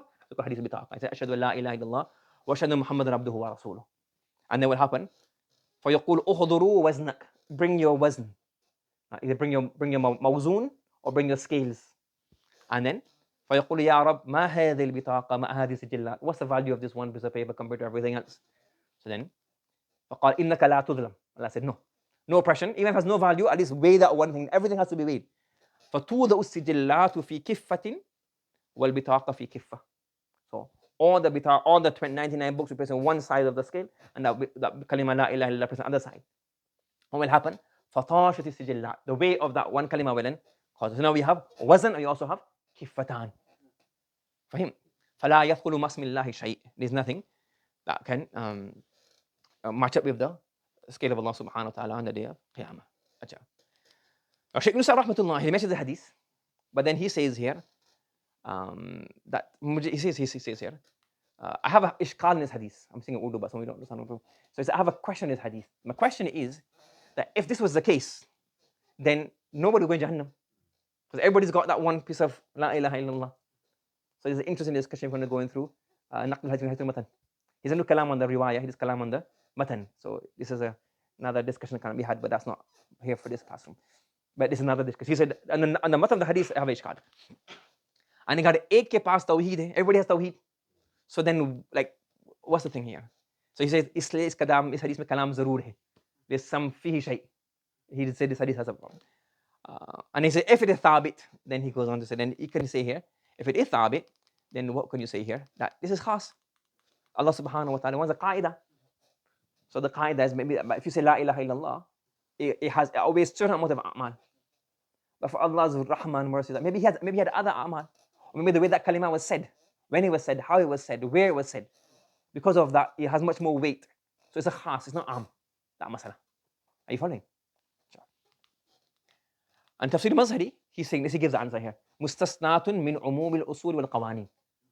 So the ishkal that Shaykh Islam rahmatullah alayhi has, he said that, but obviously he came before that. I mean, Shaykh Islam accepted this answer, maybe he didn't came across it, wallahu alam. So he's saying that this is mustasna, it's not the am qaida. The am qaida is every single person's, that one kalima is not going to outweigh 99 books of deeds. But because of this one person, because of circumstance we don't know, he had this fadila and this exception. Okay? So, if you look at the dalail, you put them in a chart, what we say here, that we have 1, 2, 3, 4, 5, probably more as well. I'll use 5. 5 of them show there's a mizan, 4 show there's a mizan, and 1 shows a kiffa. Are you following? So these show, fatlubi innal mizan, alhamdulillah tamna'ul mizan, fil mizan. This one has the word kiffa. But again, so only one riwayah has the word kiffa, like from the hadith. From the Athar, you have the Ibn Abbas, etc. But the word kiffa being kiffa, now you see that's not that strong. Yes? And the Shaykh Islam rahmatullah alayhi, again, that hadith, etc. That's why, so if you take the hadith and you accept it and you say, well, this is honest meaning and it's all haqiqah, then you have one hadith that shows kiffa. Many show, the Ash'ari will take this one. Imam Ash'ari and the rest who take the opinion that is no kifatan wa lisan Abdullah ibn Abbas, etc. Now look, this hadith shows there's a kiffa. And the others have said that we believe there's a mizan, a mizan is haqiqah, but it's an ala, yu'rafu fihi maqadirul a'mal. Not necessarily dhu kifatan. Wallahu alam. Acha. Now, it's a bit of a digression. We have to understand that Islam is i'tidan. Keep every mas'ala in its, like, fi mahallihi. Are you following? Even if you look in the beginning of al-Muhannad fil Mufannad, I can't remember who wrote it, Muftaki Sahab or somebody who wrote a muqaddim. I think these are all furu'i masail. It's not like the usuli masail, it's a furu'i masail. And there's majali li-ikhtilaf. So even here, Thani rahmatullah alayhi, he says here, umuriyat tabbiyya, umuriyat dhanniyya. That there are 2 types of masail and aqaid and matters. Some are qat'i and some are dhanni. Qat'i means, qat'i means, but let's explain again. Qat'i means there's no doubt in this. The dalil is established 100%. The meaning of that dalil is 100% established. There's nothing. We say, for example, Khatm of Sahih. Prophet is the last messenger, nobody comes after. This is a mas'ala that it can't be interpreted. Aqim salat. Salat means the salat the Prophet performed. If you say, no, I don't believe in salah, this means here you just do, you make dua and that's it. So no, this is qat'i mas'ala. We can't, there's no 2 ways in this. You say, you get it. Like, what we believe in normally, like taqdeer. Believe in destiny, Allah's qudra, like, so it's certain things which you say, no, it's 100%. This is how, if you don't believe in this, you're not a believer. Right? So that's qat'iyyat. Like, there's no way for interpretation. It's clear cut, 100%. There's evidence is established. That's called qat'iyyat. And then dhanniyat is, the dalil is not from the Quran, not from mutawatir, not from the mashhur, khabar ahad, but it has a bit of the sanad has kalam in it. These are not dhanniyat. You find it? So Tanamutullah is saying that if you try to put the qat'iyyat, the dhanniyat, on the level of qat'iyyat, and believe in the same way, this can lead to su'ul khatimah. It's like, what? What is he talking about? This can lead to a bad death and having doubt in Islam. Why? And he explains further. He says, look, Imam Ghazali rahmatullah has written this. He says the reason for this is that because what happens, if, for example, at a certain point in time, it comes across to you that what you had is not as strong as you think it was. Let's say, for example, let's take some example, Raf'ul Yadayn, or Amin min Jahar, or some khilaf masala. Now, it's not like a qat'i that like this is like 100%, like this can't be, it has to be Raf'ul Yadayn, or it can't be Raf'ul Yadayn, or it has to be Amin min Sirr, it has to be Amin min Jahar. These are dhaniyat. There's ikhtilaf. That's why for 1400 years I've been having khilaf in this. Not 1400, but you get about 1300 or so years. So if you keep it the dhanni that this is, we think that this is sawab bihtimal al-khata. This is khata, and there's khata bihtimal al-sawab. That we think that what we have, our conclusion is right, but it could be wrong. And we think that the other party's conclusion is wrong, but it could be right, because it has some balance. And if you try to, if it becomes clear, what happens? You get doubt. Like, for example, a simple example is you have like all these Quranic miracles, or scientific miracles, or numeric miracles, or these are like dhanniyat. Like, you get it? Like, this number is mentioned this many times. Whatever, you get it? So now, this is not qat'i in the Quran. If you believe it's a qat'i, somebody said, oh, like this is 100%, it has to be like this. This miracle in the Quran, but it's not from the Quran, not from the hadith. You're just taking it out. And then you start to say, oh, this is exactly, and somebody said, that's wrong. Now you start thinking, if you say, well, oh yeah, this is one of the peripherals anyways. So yeah, it's okay. Maybe that's what you thought it meant. Yes? So you're Yadayn. So you know what? That what actually Raf'ul Yadayn is actually asah. Or Raf'ul Yadayn is not asah. So then it's like, okay, this is not, it's not too big an issue. It's just like awla, khilaf awla, sunnah, mustahab, get it? So keep it in its place. So if you say, well, yeah, we know that the dalail wa mukhtalaf fi. So if you're trying to believe in as qat'an, then what happens if you get doubt in that? You think, the whole deen is weak. It's like, it's not really a big masala. This ikhtilaf happens all the time from the beginning happens. So to try to keep the niyat and the mukhtalaf fi masal as like, this is basically like, this is where our, our iman lies on this. This is ghulu. And it can lead to kufr, because you think, if this masala is weak, I mean, even iman is weak, even Allah's wujud is weak, even fulan is weak. So no, this is a very peripheral masala. Keep it in its place. You understand? And then he goes on to say these things. Yes? Yes? अच्छा. This we say, then इसलिए उलूम दन्निया का जज़्म हरगिज़ नहीं करना चाहिए. When it's दन्निया, they say this is keep it at its place. Yes? And some ulama, they nuqat that this possibly this tafsir could mean this and this tafsir could mean this. This is al-ihtimalat. And you bayan, like for example, like Qiyamah is a very big issue. Like no, the Dajjal's going to come right now. This is the Dajjal, and this is the final moment. It's possible. But the hadith is muhtamil, like there's so many different things, and the hadith is there's so many different riwayat, different ihtimalat.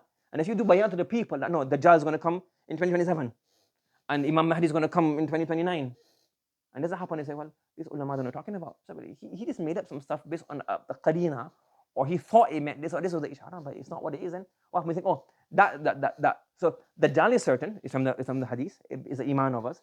The nuzul of Isa is the iman of us, but the date is not from the iman. So now the person who is unaware, who he thinks that the whole thing is false. It's all a fraud. Do you understand? And then he goes on to say, also, Fiyab ne bahut se kashfiyat wa ghayriha, explains all that stuff later on as well. Do you understand? So this masala is mukhtalaf fi masala. It's nothing too like like kufr and shirk. Yes, but nonetheless the hadiths are there, and if you like, in accepting that there's no wazn, the problem is that it can lead to inkar of the hadith. That's what in itself is not a really big issue. But if you say no, I don't accept it because you don't mean the hadith, and it's like okay, you didn't rather many ahadiths and the ta'wil of many things, and then it opens up a door problem. But in itself, it's not really a big issue. But that's why even he said it's majal al-ikhtilaf. Yes. Now that's one aspect. The other aspect is aqlan. From an aqli perspective, a rational perspective, what's the problem with this? So Imam Tabri rahmatullah alayhi mentions that there's two ishkals that people had. So he mentioned this is 310 when he passed. So 300, this is two ishkal and two questions that people raised regarding wazn from a rational perspective, not from the dalil. We gave we looked at the nusus, the Quran and the hadith already. So he's saying here, one is, I should structure the order. The first is, awabillahi haja ila wazn ashya. Like, does Allah need to mention anything? Allah knows everything anyways. وَهُوَ الْعَالِمُ بِمِقْدَارِ كُلِّ شَيْءٍ قَبْلَ خَلْقِهِ إِيَّاهُ وَبَعْدَهُ. Before Allah created, after He created, He knew anyways. What's the point of wazn? That's one question. I don't know. Okay. And the second question is, وَكَيْفَ تُوزَنُ الْأَعْمَال? How can you weigh wazn? How can you weigh amal? When I told you before that amal is an arth, it doesn't have any existence. When you say subhanallah, as we understand it, in our dunya, in our physical dunya, there's no form for it. You can't wait, correct? So how can you say thaqil and khafif? And that's the end of Tabriz. So again, I've restructured the order. So the first question, if simply is like, it seems like Allah does so many things. Why have kiram and katibin anyways? Why did he write the amal? Or yawma tashhadu alim al-sinatum wa aydihim wa arjuluhum ma kanu ya'malun. Why will Allah give me the hand of testimony saying ishkal? There's another possibility that maybe that the word was, like we have mutashabihat, like harwara, mash, nuzul. They say that maybe wada is also from the mutashabihat. You get it? So maybe that's that's what they're trying to say. Because this is very obvious. I don't think like mutashabihat are not stupid people. They're very intellectual and they go a lot rational. So maybe if this is the question, this is an easy answer. It's too easy to give an answer. You might can think of an answer like this. So is that the question? If it is, maybe it's one of those like peripherals, like one of the side, or maybe it's that they think of waz'ul mizan is a sifa mutashabihat like nuzul and harwala and all of those other mutashabihat. So maybe that's why they have a question regarding, but I don't know. Wallahu alam. The second one is we have understand this arad and jawhar thing. Let me explain to you now. Let's understand this carefully. We have our eyes and we have our tongue. Now, our eyes has a specific range. Our eyes are used for mubsarat, things you can see. And our tongue are used for things we can taste. Right? Now eyes can see beauty because it's mubsar. Yes, this is beautiful. It's ugly, it's tall, it's short. And a tongue can sense sweetness. Yes? But eyes you can't say, can you see the sweetness? You might get confused. I can see sugar, and sugar is usually sweet. I can see a drink, and that drink is full of sugar. So you're not seeing the sweetness, you're seeing the thing which is linked to sweetness. But eyes are not linked to sweetness. So the majal and the connection of eyes is not with sweetness. Similarly, the connection of tongue is not to beauty. Like you say, how does this taste? Does it taste beautiful or ugly? Well, the word beauty and ugly is not linked to the tongue. My tongue, if you say, get your tongue and try to see if it's beautiful, it's like, you can't do that. You're funny. Yes? However, what you can do is you can have a majaz meaning. And you say, he has a poor taste in clothing. So the taste doesn't mean he goes and licks a cloth and he says, well, isn't good. What does it mean here? That he got a poor choice in clothing. Yes? And the barber say, what? I like a real sweet boy. So you said I like a real sweet. What does that mean? It looks very beautiful. So the word sweet is a majaz. So you can have the word sweetness with eyes, but majazan. You can have the word beauty with tongue, but majazan. But the sphere on the sphere of sphere, how do you pronounce it? To Kirat, the sphere or the sphere of sweetness is to do with tongue, so sweetness not to do with eyes. You understand so far what I'm saying? Similarly, we go back to Tabari's time. You have weight and you have measure. What does weight mean? Weight means you have to have a body. You have to have a body. Then you can put it in a scale and you can weight. Yes? You can also measure body. You can measure bodies like this wide, this tall, this deep. But you can't weigh an abstract. Weigh, the literal meaning of weigh. What does literal meaning of weigh mean? If you take the first, remember, we go back to Raqib Asfahani. If you take his meaning, you muqarabatu jasadin bi jasadin. If you take that as a haqiqi meaning, to get 1 5 kilogram in this side, 1 5 kilogram in this side, and weigh them. You can't have an abstract. You can't weigh your Wi-Fi. You can't weigh your blood pressure. You can't weigh the light. You can't weigh anything. You can only weigh a body. You funny? You can't even, and they say, well, you can't even measure abstracts in 1400 Hijri. You can't measure an abstract. You can't measure light, because light doesn't have you can't measure light. You can't measure, you never had Wi-Fi then. You can't measure weight. You can't measure light. You can't measure light. You can't measure heat. Fine? In 1350, well, 1425 now, we can weigh abstracts. We can't weigh abstracts. We can measure abstracts. We can say light. In cricket, it gets dark. What did it burn out there? A meter, light meter. Is it too dark? Is it too dark? You have Wi-Fi. What's Wi-Fi signal? I've only got 1 bar. Yes? Well, you can measure anything. Heat, Celsius, Fahrenheit. You can measure. So all of these abstract, which are not arz, which are not jawhar, they can be measured. We still can't weigh them. So if you take the literal meaning of weigh as we have, you can't weigh abstracts. You still can't weigh an abstract. So this is the ishkal that you have. You can't weigh an abstract. And the amal, when it becomes complete, it doesn't have a form as we understand it to be. So you can't say weigh the abstract. You can't say weigh of the amal. You understand the ishkal that you have from a rational perspective? You understand? Yes? So we have now here. So if you take the word weigh to mean waznun, you can say, so how would you understand this? We say, well, weighing, by ma'na wazn, you get one thing as 5 kilos, 10 kilos, compared to another thing. That can happen when you have the sahifa. Because now, what do you have now? Again, we should understand our lugha. Again, hereafter, again, this is beyond our comprehension totally. But using our language, our understanding, if you want to understand it, if you want to weigh something, you can say, well, the book of deeds in which the A'mal is written is placed, and Allah creates weight in those books according to the ikhlas, the quality of the amal. So you can weigh a book, yeah, there's no problem, you can weigh a book. What if the amal becomes a form? Like, for example, it's coming up the la'il. Let's say, for example, it comes in the hadith that the a'mal have a surah. Can you weigh that thing now, like a human being or something? You can weigh that, yeah, no problem, no issue. Can you weigh the person with the deed? Yes, you can weigh him. Yes? Can you measure the amal? Not as a sahifa, not as a form, not as a sahib al-amal, just the amal itself. In our time, you can easily understand it. So you can measure, for example, temperature. You can measure the amal as an abstract. We've seen that you can measure abstracts.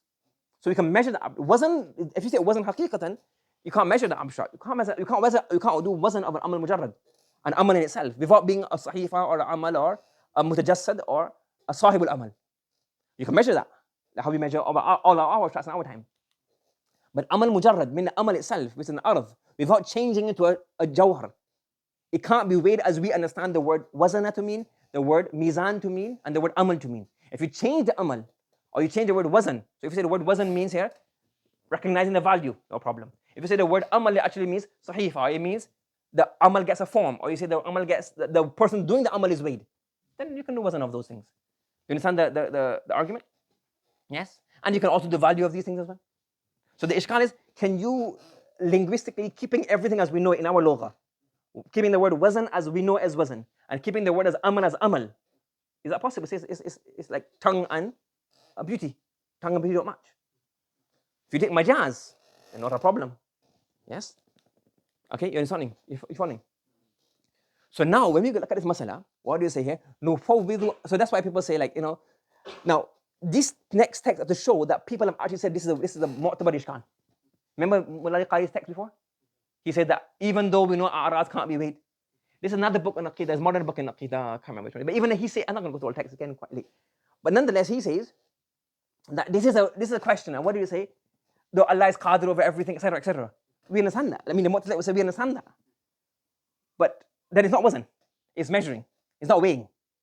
If you say weighing, you're taking majaz of the wazn. And if you think it's a sahifa or it's a jasad, mutajassad amal, then that's also, we understand that it really is can. Yes? Yeah, and then Mullah Qari, he mentioned it before. That we can't understand it because he's saying the same problem. It's a problem. The arth cannot be weighed. So either you say wazn means measuring, or you say the amal is actually one of those three things. So that's so aqlan. So that's why saying the Mu'tazila who are saying this is aqlan mustahil. To have wazn with an amal mujarrad. Amal mujarrad means in its original form as an arth. If you keep wazn as we understand it in the dunya, you keep amal as we understand it in the dunya, it's aqlan mustahil. So then now you have to take majaz in one of them. That's why if you look at it here. Okay. And then he mentioned the ishkan here. This Khan rahmatullah mentioned the same thing. If somebody has a question that a'mal are not wazni, yes, they are ma'ani, they are abstracts, they are a'rad, then we will say, then he goes on to give the same answer. That we have in our own time alat and tools that can measure. So that's fine. So he's saying now, so he's accepting the ishkan that a'rad can't be weighed, command fahimna al-a'rad wal wazn. But he's saying, well, now all of these people who give answers, they're now going down towards either take the word wazn to mean measure, or they take the word amal to mean something else. But everybody who gives the answer to this question, they do majaz, either in the word wazn, bima'na measure, or they do amal bima'na, one of those three forms. You understand? But the ishkal is actually baja, and it seems to be right because that's why everybody gives an answer to it. Nobody says nobody attacks the answer. Sorry, nobody attacks the question. Everybody says the question is there, and these are the answers. Either directly or implicitly, they answer the question, which means I understand that this is aqlan mustahil if we keep the words as we have understood them in our language. And I guess you say, well, this is the umur hereafter. Yes, the umur hereafter. We don't know why. It's not really. Again, we're speaking about things we just don't know really the haqiqah of them. Yes, and he goes on to say the same thing as well. Okay, and then Shaykh Nusar rahmatullah says the same thing as well. He says, ye ishkal mazi ke zamane mein hota tha, in the past, because he's saying you can measure abstracts, but the wazn of the abstract still can't work. So this is a whole long text. You can read it if you want to read it. But it's the same question. This is different scholars saying the same thing. They accept the ishkal that you can't do wazn of abstracts, and you couldn't even measure abstract before. But now they say because we can measure abstracts in our time, so we can also measure a'mal. But we're measuring a'mal, not weighing a'mal kama huwa. Do you understand? So in summary, if you look at it here, وَنَضَعُ الْمَوَازِينَ الْقِسْط, it either means حَقِيقَةٌ فِي الْوَضْعِ, Allah will place mizan, and something will be placed, a tool. And this can either be حَقِيقَةٌ فِي الْمِيزَان, meaning there's a lisanun wa kiffatan, and what happened? It'll be weighed, but you can't wait. You can't weigh an amal mujarrad. So what's the majaz in? The amal. The amal actually means, can you read this? It's a bit hard to read. Suhuf. So you can weigh suhuf, no problem. Aqlan mumkin. Or you can weigh the amal which has become a form. Or you can weigh the sahibul amal. So then even that Ibadi scholar who I was listening to, he said that if you say these three things, we don't have any problem with it. Are you following? Or it's majazun fil mizan, if you take mizan to mean what? Weighing. And if you take mizan to mean measure, as in ma'yuf al-maqadir, and it's not even majaz, it's haqiqat there. And it says ala yuqasu bihi. And what is this? And haqiqatul amal. How? The same way you can weigh abstract, you can weigh amal. Not weigh, sorry, you can measure amal. Yes, and it's amal bi nafsihi. Or it's kinaya, this is, then the other opinion is in, you say here, it's iqamatul adl. Understood? Ready for it? Let's go on to now the fourth mas'ala in the Bab. The fourth mas'ala in the Bab is linked to the previous one. What is going to be weighed? Because we mentioned before, now what is going to be weighed? Is it amal mujarrad, amal as a amal, or the sahifa, or the amal as a form, or the sahibul amal? So now we have the fourth mas'ala. The first opinion is tuzanul suhuf. The sahifa will be weighed. What's the dalil? Abdullah ibn Umar radiyallahu anhu, Imam Qurtubi, Ibn Hajar, is it Qurtubi in his tafsir, or is it Qurtubi in fi tadhkira fi umul akhirati? I'm not sure which one it is. But he mentions there, and he says, Abdullah ibn Umar says, tuzan sahif al-A'mal ibad. I couldn't find the sanad, and even in their books, no sanad. So, yeah. Tafsir Usmani, he says, Shah Sahib farmate. Again, I looked it up. We just not kill, we just copying and pasting. So Shah Sahib, when you got Tafsir Usmani, these Shah Sahib can either be Shah Abdul Qadir, Shah Abdul Aziz, depending on which part it is, and I forgot. But anyways, one of the Shah Abdul Aziz, not Shah Abdul, but Shah Abdul Aziz, he says, in his Mudhul Quran, or Mudhul Furqan, he says, Akhirat mein wo kagazein tulengi. So he's of the opinion of the Sahifa. Yeah. Yes, that's the first opinion. Second opinion, and the reason for that is وَمَّنْ أُوتِيَ كِتَابَهُ بِيَمِينِهِ.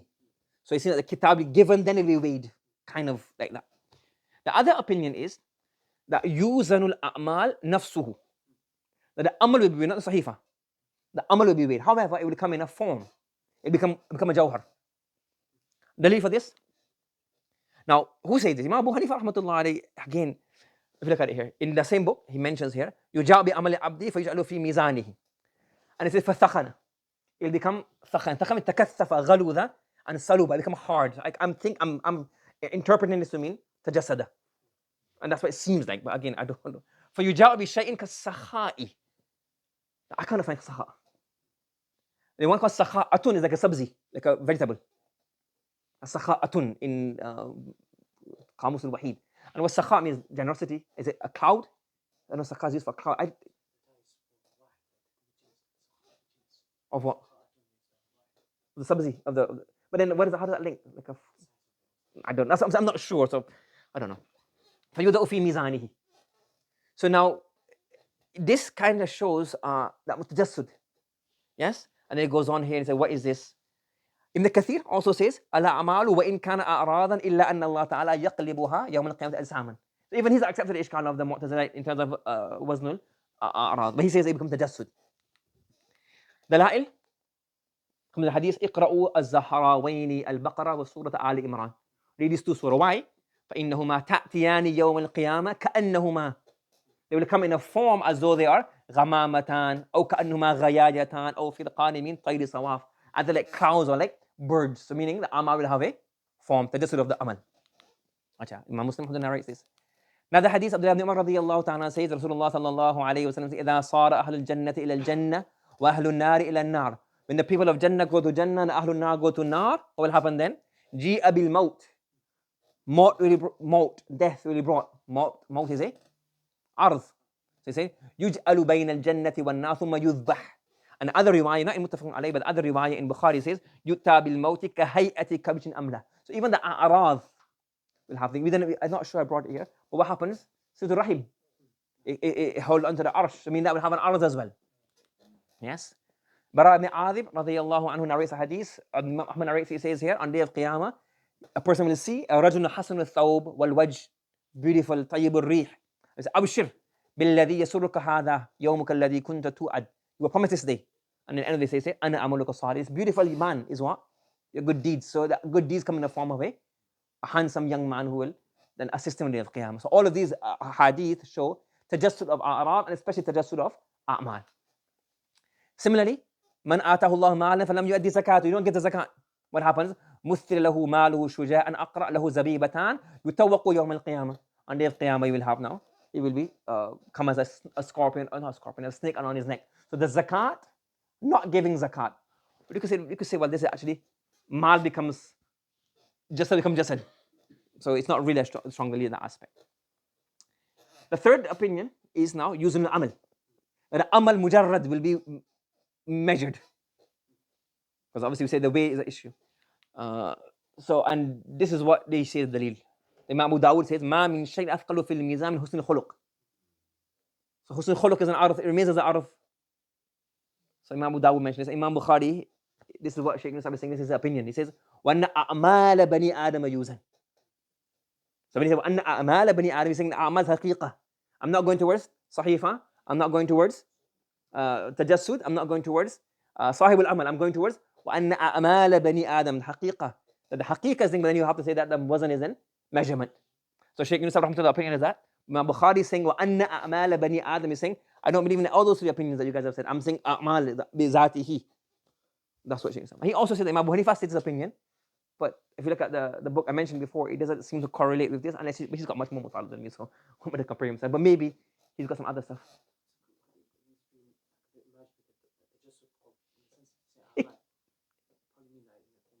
It could be possible. He says Imam Ahmad, Imam Abu Zur'a. Again, he's quoting these now. What is it quoted explicitly, or is he deducing them from their text? Again, you need more research. I don't have time. Yes, it takes enough time. But nonetheless, you get an idea of how you can go into research if you want to go into research. And the last opinion is وزن يوزن صاحب العمل. But they say this, but nobody really says that. There's no opinion. They mention it as a qawl, but Shaykh Nisab said that किसी का qawl है ही नहीं. Nobody even says this. This is like somebody that Shal Bara hai would use this, but it's not really the opinion of anybody. And the dalil that they use Abdullah ibn Mas'ud radiyallahu ta'ala anhu regarding him, he was picking a siwak from the tree, and then you could see his shins. So when they saw his shins, they started laughing at him because some really skinny shins. So the wind blew up the trousers or what he was wearing. The Prophet said, why are you laughing? And he says here, وَالَّذِي نَفْسِي بِيَدِي لَهُمَا أَثْقَلُ فِي الْمِيزَانِ مِنْ أُحُدٍ. That his shins are very heavy. So that means that Abdullah Mas'ud will be weighed. So then some people do istidlal from there, but I don't think it's the call of any scholar. Similarly, there's riwayah, إِنَّهُ لَيَأْتِي الرَّجُلُ الْعَظِيمَ السَّمِينَ يَوْمَ الْقِيَامَةِ. A big fat person on the Qiyamah, لَا يَزْنُ إِنْدَ اللَّهِ جَنَاحَ بَعُوضَ. Will have no value. Not even the equivalent of the wing of a mosquito or a fly. So again, this was no amal, but there is dalil for this, but there's no call of this. Yes, and the same thing here. And he mentioned this as well. اقرأوا فلا نقيم لهم يوم القيامة وزنا. Understood? So this is now the part regarding the Tرجمة الباب. And in the Sند, inshallah, we'll do that in later on, inshallah. Understood? Subhanallah wa bihamdihi, subhanaka Allahumma wa bihamdika, nashhadu an la ilaha illa anta, nastaghfiruka wa natubu ilayk. بسم الله الرحمن الرحيم. الحمد لله رب العالمين، والصلاة والسلام على سيد المرسلين نبينا محمد وعلى آله وصحبه أجمعين. أما بعد، فبالسند المتصل منكم حفظكم الله تعالى ورعاكم إلى الإمام الحافظ الحجة أمير المؤمنين في الحديث أبي عبد الله محمد بن إسماعيل البخاري رحمه الله تعالى ورضي عنه.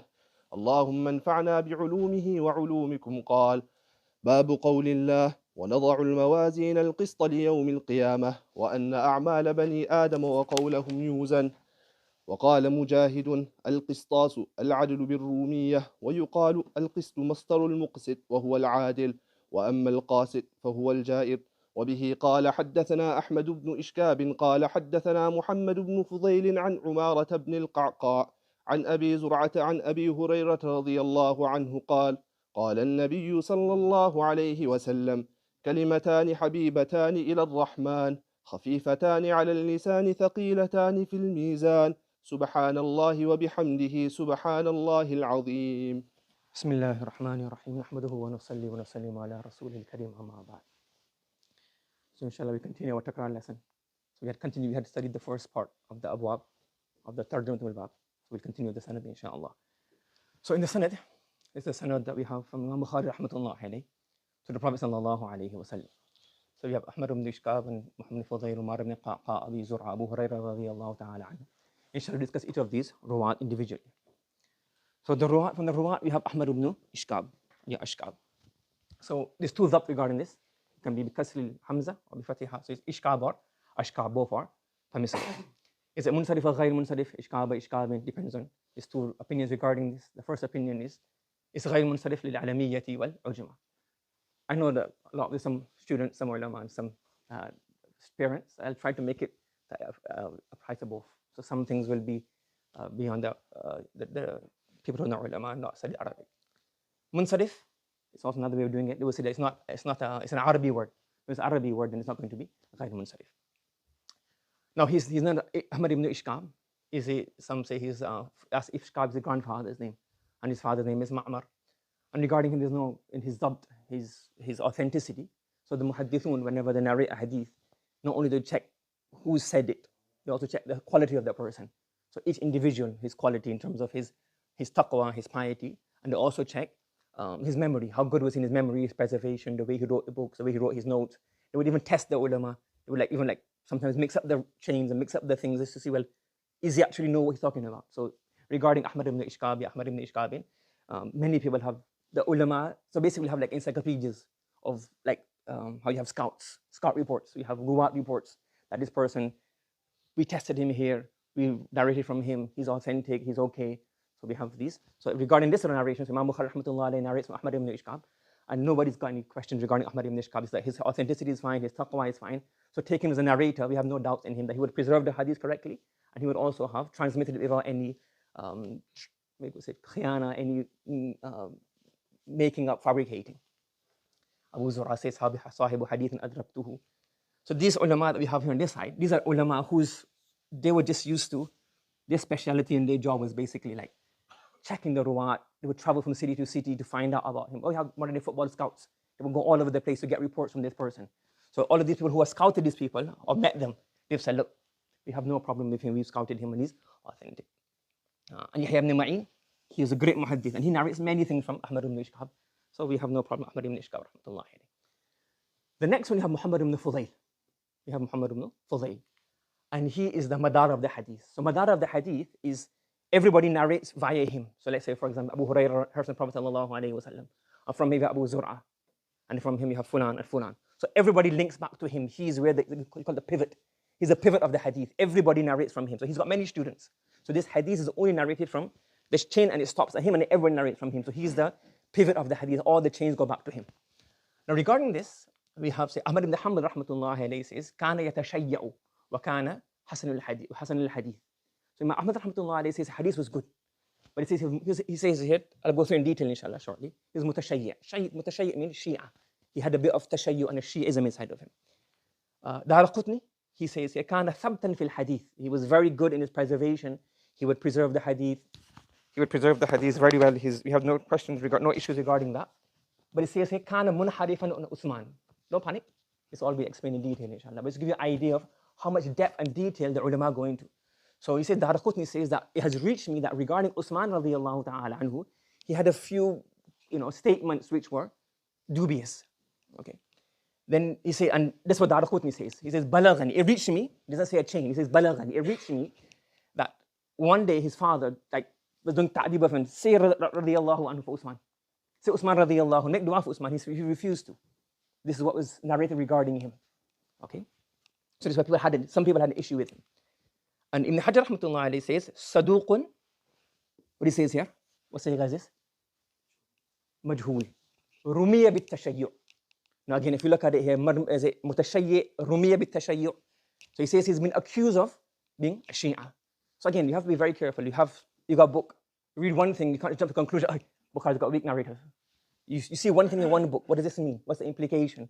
Is there more detail regarding this? Okay? So we have this regarding him. People have said this regarding him. But despite this, what do we find? We find that Ishaq ibn Rahway, he's the teacher of Imam Bukhari rahmatullah alayhi.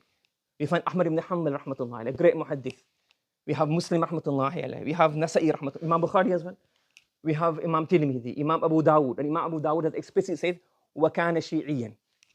Ibn Majah, Ibn Khuzaymah, and Imam Tahawi, Mushkil al-Athar, all of these ulama narrate from Muhammad Fudayl in their books. Do you understand? So what's going on here?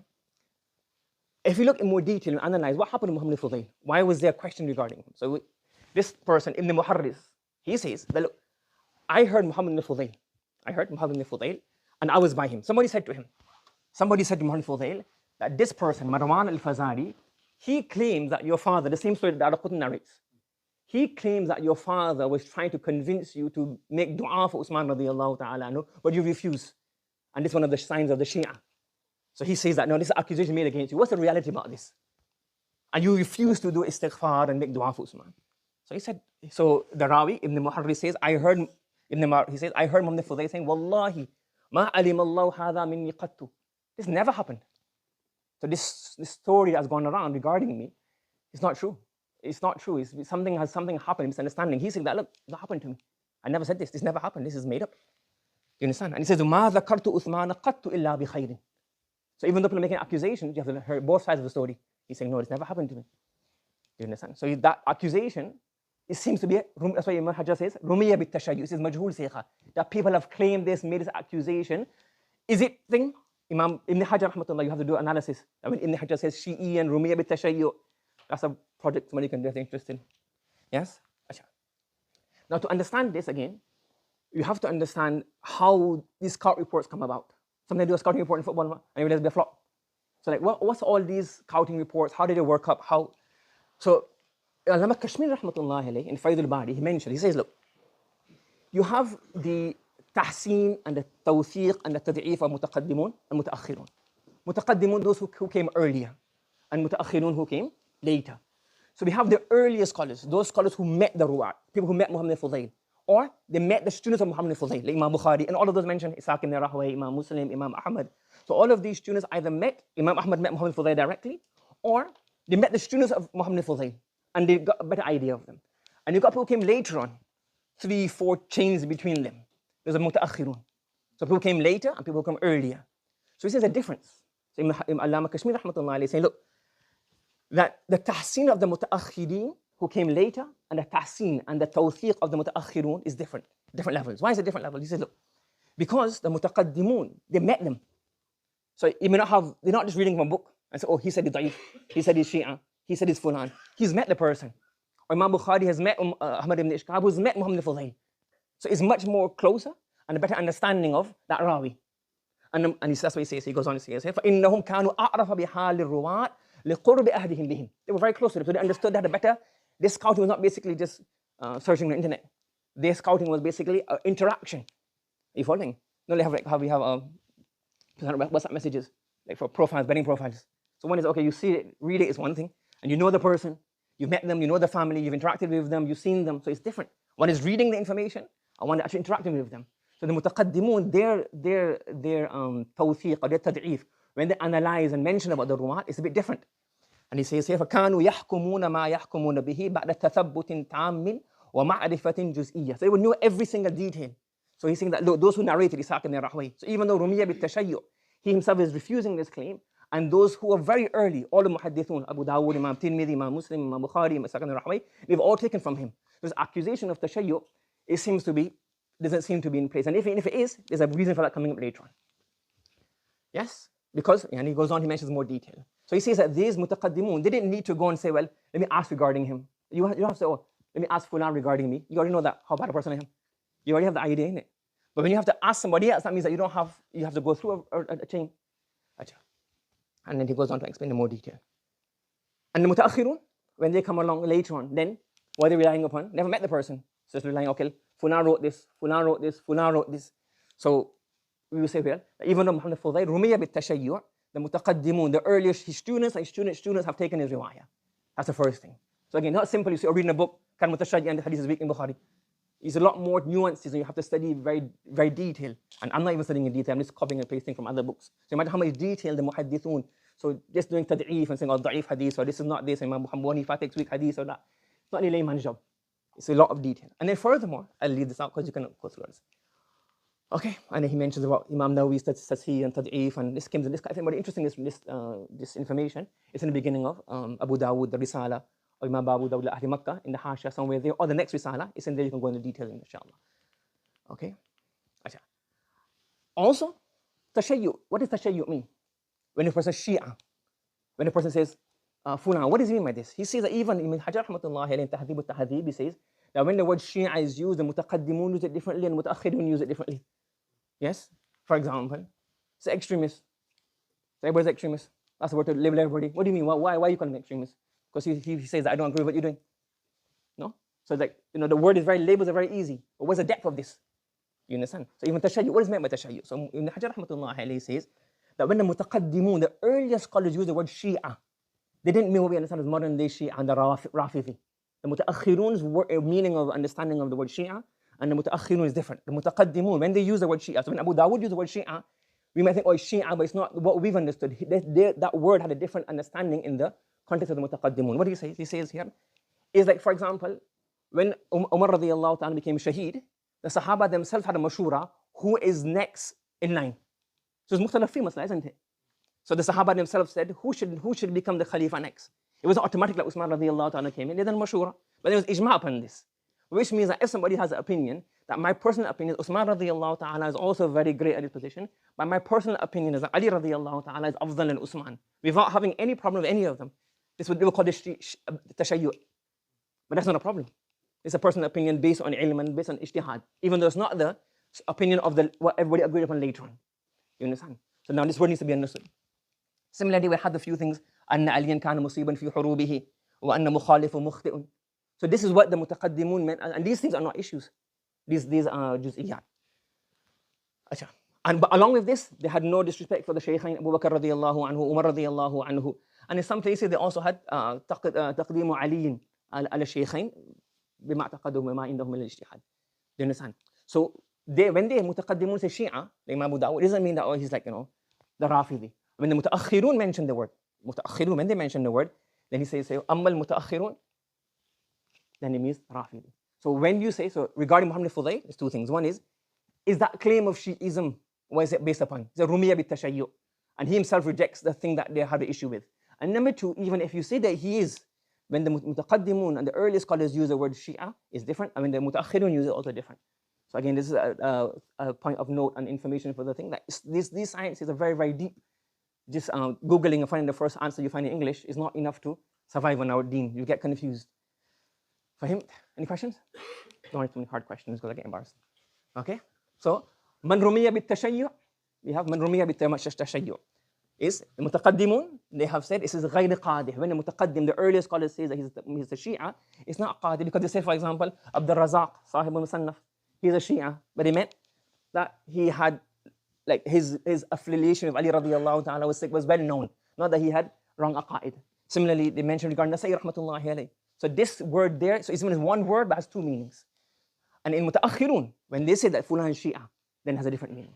So therefore, any question regarding Muhammad Fudayl rahmatullahi alayhi, it's all mundafi. And then even then, the narration that he has mentioned, he never mentions a narration where he's promoting any of the bid'ah. The riwayah, this has nothing to do with Shi'ism. But all of the riwayah, even if you accuse him of this, if for example, if somebody of being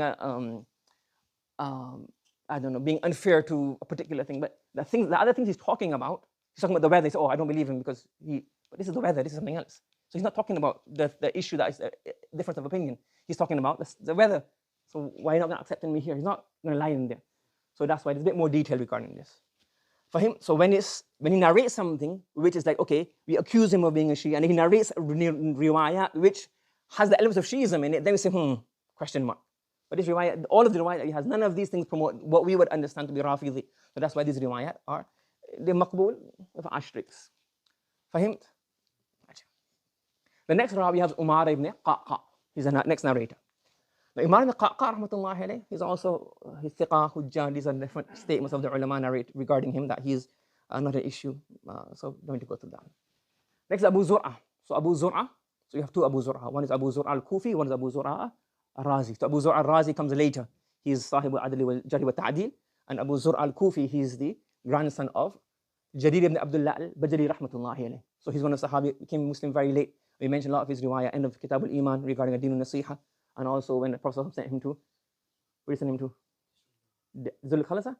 One of those idols. So that's Jarir ibn Abdullah al-Bajali. So his son is Amr, and then his grandson, so he's a grandson of a Sahabi. He's narrating this hadith, Abu Zur'a. Yes? So his name is Ibn Amr ibn Jarir, so Abu Zur'a. So what's his name? His name is Abu Zur'a. Sometimes people become very famous by the kunya. I told the story, we had something you get a nickname, and what's his name? They don't know. So Abu Hurairah, people are like, this is Abdul Rahman, I'm not sure. Because Abu Hurairah became well known and the first name became, they forgot it. Yeah, so some people become famous by their kunya. So so he became known. What is his actual name? People don't know. So some say his name is, his kunya, Abu Zur'a, like Kulthum, Abu Bakr. So those names then actually become those kunya actually become the name. The second opinion, his name is Haram. And the third is, he became Amr. His name became Amr. His father's name was also Amr, and he was also named Amr. The reason being that he passed away he passed away when his mother was expecting him. So his grandfather, Abdullah ibn Jarir al-Bajali, then said that, my son has passed away, so my grandson, keep his name after his father has passed away as a tadhkar and memory within the family. And the Abu Hurairah radiallahu ta'ala anhu. If you go through Abu Hurairah, another half an hour we'll go through. But everybody knows Abu Hurairah radiallahu ta'ala anhu.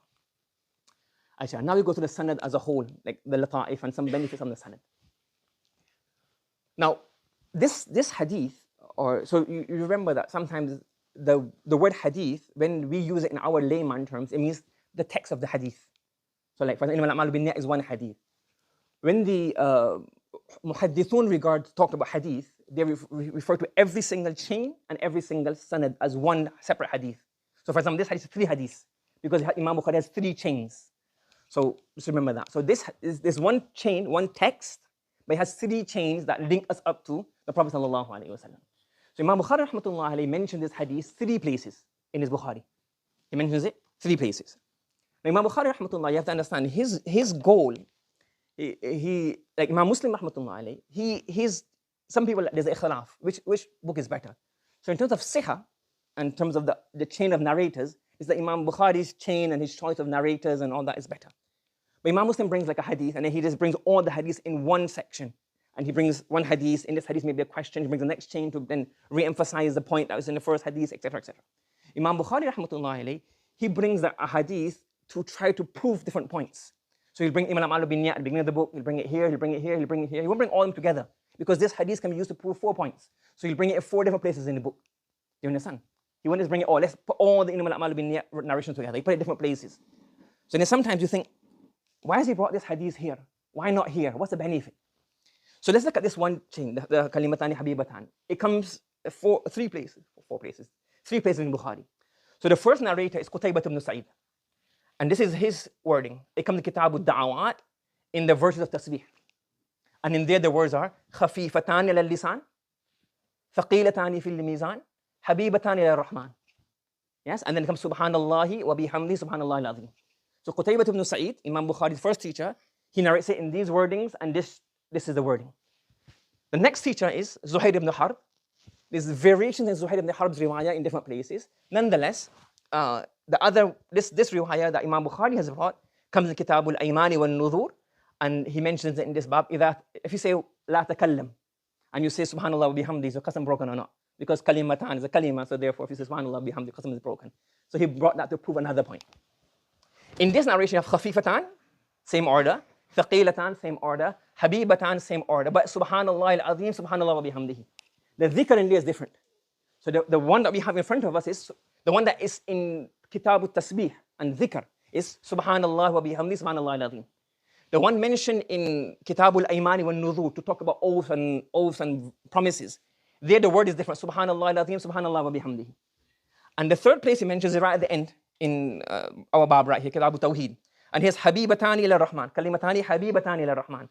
So the last part, Subhanallah wa bihamdi, Subhanallah al-Azim, that part's the same. So these two, the zikr is the same. Subhanallah wa bihamdi, Subhanallah al-Azim. So this, number 1, and number 3, they're both the same in the dhikr. Number 2, Subhanallah al-Azim, Subhanallah wa bihamdihi, that is different. Are you following? You understand? So sometimes the narrators, you get bit taqdeem, ta'khir. Now, if we compare this with other books, in the other books of hadith, which wording is a better wording? So again, this is Imam Bukhari's version. If you go here now, Imam Muslim rahmatullah alayhi, he narrates it from 3 people. Muhammad ibn Abdullah ibn Numayr, Zuhayr ibn Harb, Abu Qurayb, Muhammad ibn Tarif, all of these narrators. And all of them, they narrate it, خفيفتان إلى اللسان ثقيلتان في الميزان حبيبتان للرحمن سبحان الله بحمده سبحان الله العظيم, the same as Imam Bukhari rahmatullah alayhi, Qutaybah ibn Sa'id. And you go through here, Imam Ahmad, he narrates directly from Muhammad ibn Fudayl. Yes, so that's what I'm saying. If you sing Rumiyah bi Tashayyu' and Imam Ahmad has met him, narrated from him, so that accusation is غير معتبر. But he has the same narration, same wording. Imam Ibn Abi Shaybah, Imam Nasa'i, not in Sunan al-Sughra, but in the Kubra, he mentioned the same. So it seems that the more asah version is which one? The one that Imam Bukhari rahmatullah alayhi has brought from Sa'id ibn Qutaybah ibn Sa'id. Fine? So if you go back and analyze again, so now Imam Bukhari had 3 riwayat. And now his choice, why did he choose one particular riwayah, one particular bab? What's the benefit and the purpose of this? So to understand, let me give another example. There's a very famous statement, Fiqh al-Bukhari fi tarajimihi. Imam Bukhari rahmatullah alayhi, what he tries to do is his tarajim. So he has a chapter, and in the chapter he brings the topic he's discussing.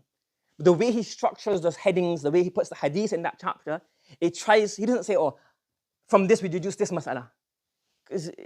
He brings a very succinct, very short ijaz. He'll bring the chapter, he'll bring the hadith, and from there you can deduce what he's trying to say. For him? So now, that's why they say fiqh al-Bukhari. Bukhari's fiqh, Bukhari's understanding, his level of understanding, is in what he writes in his tarajim. Right? I'll give you an example. It's the hadith. Al-Imam Kashmir rahmatullah alayhi, he says here, وَهَذِي عَادَتُهُ. He mentions this in Kitab al-Hajj in Ahasha, we've done it before.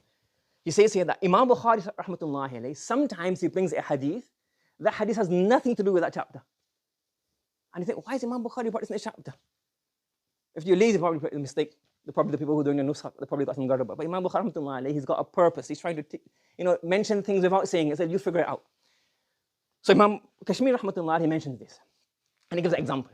He says, look, this comes to Kitab al-Hajj. There's a narration mentioned by Aisha radiyallahu ta'ala anha. And she said that Rasulullah sallallahu alayhi wa sallam came and he met Zuba'a ibn Zubair from Abdul Muttalib. So Abdul Muttalib, one son was Zubair. Not Zubair ibn al-Awwam, Zubair ibn Abdul Muttalib. And she said to her, لَعَلَّكِ أَرَدْتِ الْحَجِّ. It seems that do you want to go for Hajj? So she said, I would love to, but I'm not well. I'm unwell. I don't think I can make it to Hajj. I won't make it to Makkah Mukarramah. I won't be able to perform my Hajj. So the Prophet sallallahu alaihi wasallam said, "Tahujji washtarithi." Perform your Hajj, and if you get sick in between, then you become muhsar, and you can turn back and do your etc. The mas'ala of ishtirak comes before. Correct? And then the last part of the hadith says, وَكَانَتْ تَحْتَ الْمِقْدَارِ ibn al-Aswad. And from Qudaa. Now where should this hadith go? This is menu. Where should this hadith go?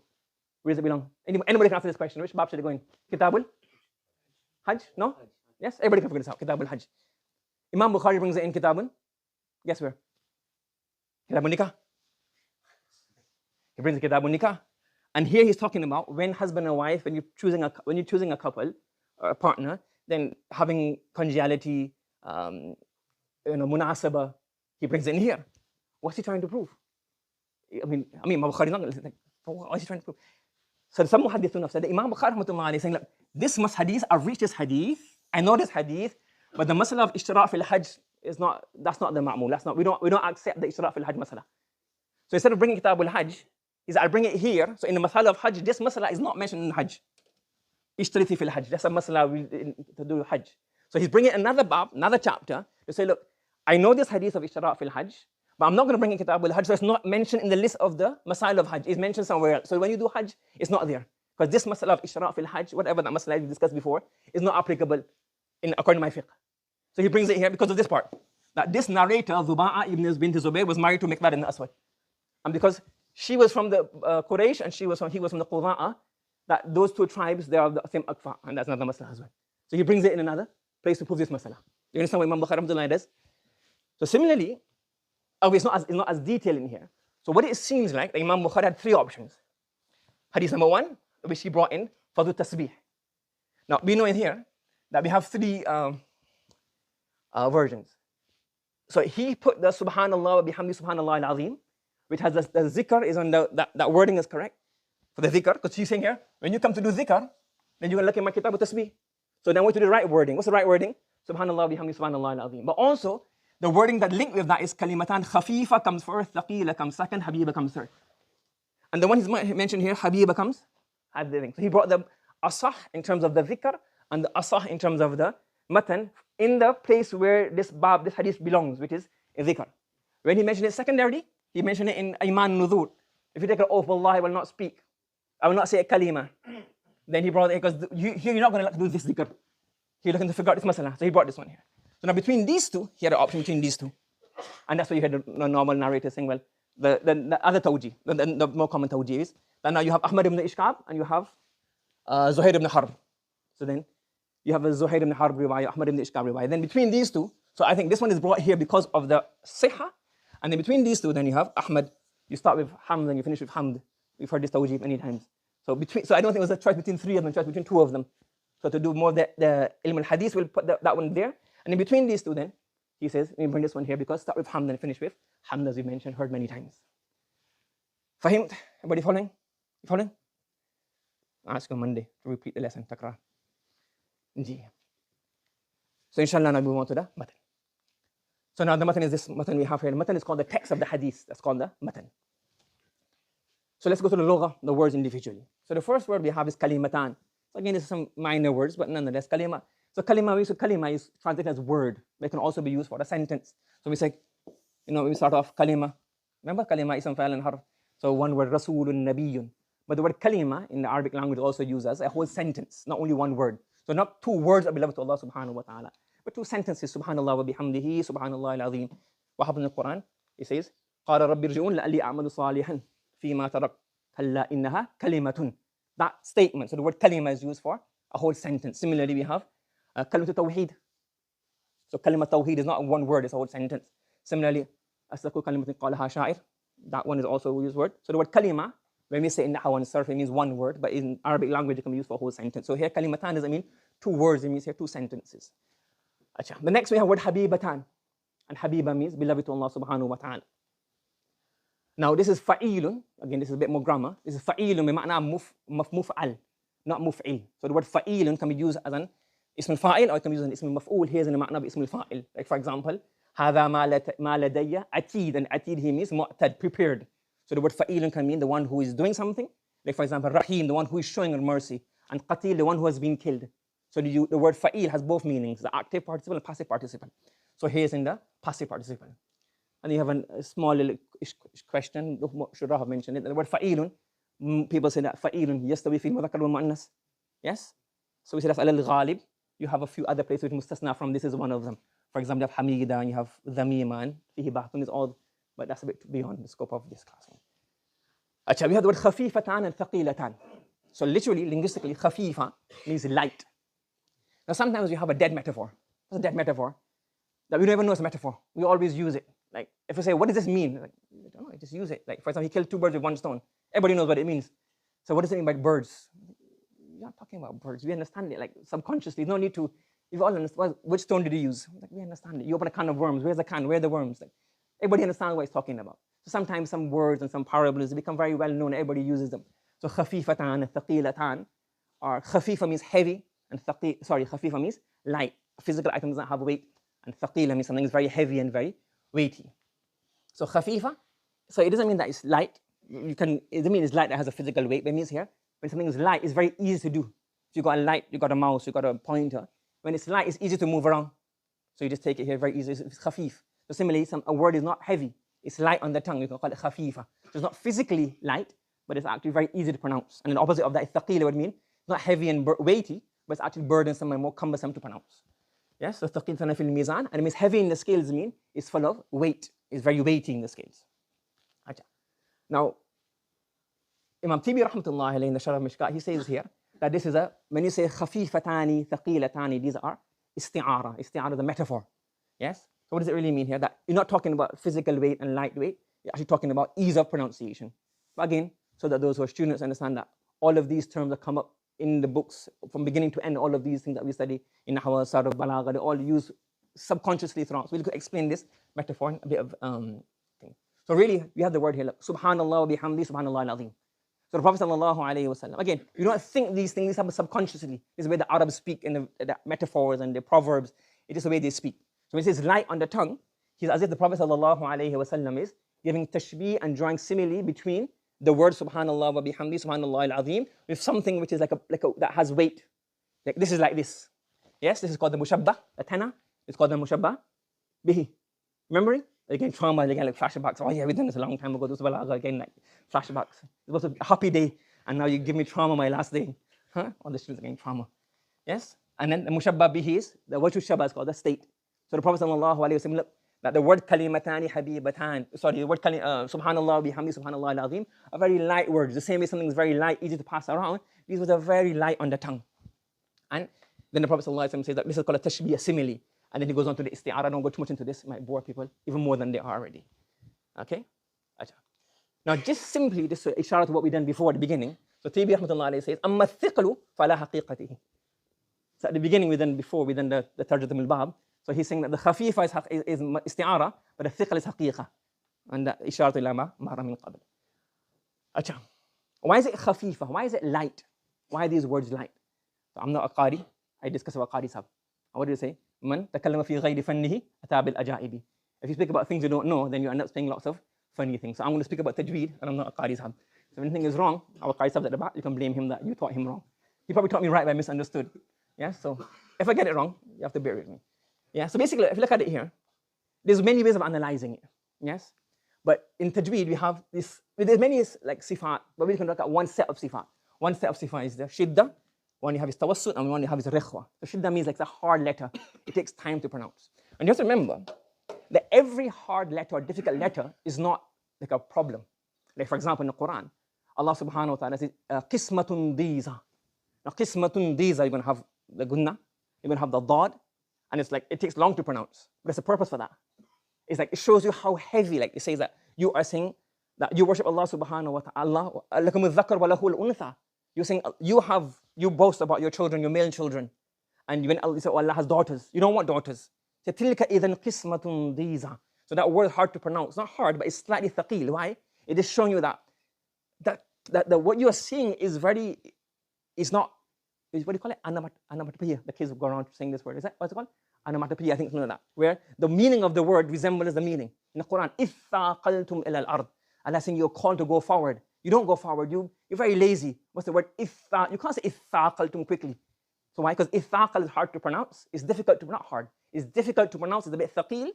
And it shows the meaning that what? You're lazy. So إِثَّاقَل. It takes long to move around. You're very cumbersome in your movement for Allah subhanahu wa ta'ala. So everything that's hard to pronounce is not because it's not an eloquent word, but it has different reasons, different places. So this is a dhikr, so you want to be easy to pronounce. So it's very easy, subhanallah bihamdi, subhanallah al-azim. Nothing hard, nothing. Wala dhalleen. You know, so the dhalleen even might is the meaning as well. But that's the maqsood is not to have ease of dhikr. It's very easy. So if you look at these words, the shidda is a hard word, that's a bit more hard to pronounce. So you have ba, dal, ba, and then dha has isti'na. So those are the few letters that are slightly, you need a bit of effort. Not even a lot of effort. And all the rest in green, you see they're very, very simple. When you say subhanallah, you don't even have to like move you just use a sound. And then you can go to ha, you can go to all of them. And if you want, you can ask Qari Sahib to do much with you. But you understand? So this is a very easy word. Very few letters have any effort needed to pronounce. So this is why we say, it's khafifatani al-lisan. Acha. Moving forward, we have the word subhanallah. What does subhanallah mean? So again, one thing that is interesting and very important for us to understand. Again, for beginner, when you're a beginner, you just say, well, subhanallah. It means this in dictionary, it means tanzih, it means Allah is pure. Go on. When you're studying in detail, you need to understand where this word originates from. How did the Arabs use it before Islam? So then you can understand, right, I get it. It gives you a bigger understanding, a better understanding, a broader understanding of how this word used, what the meaning is, what the implications are. So subhana. So what subhana mean?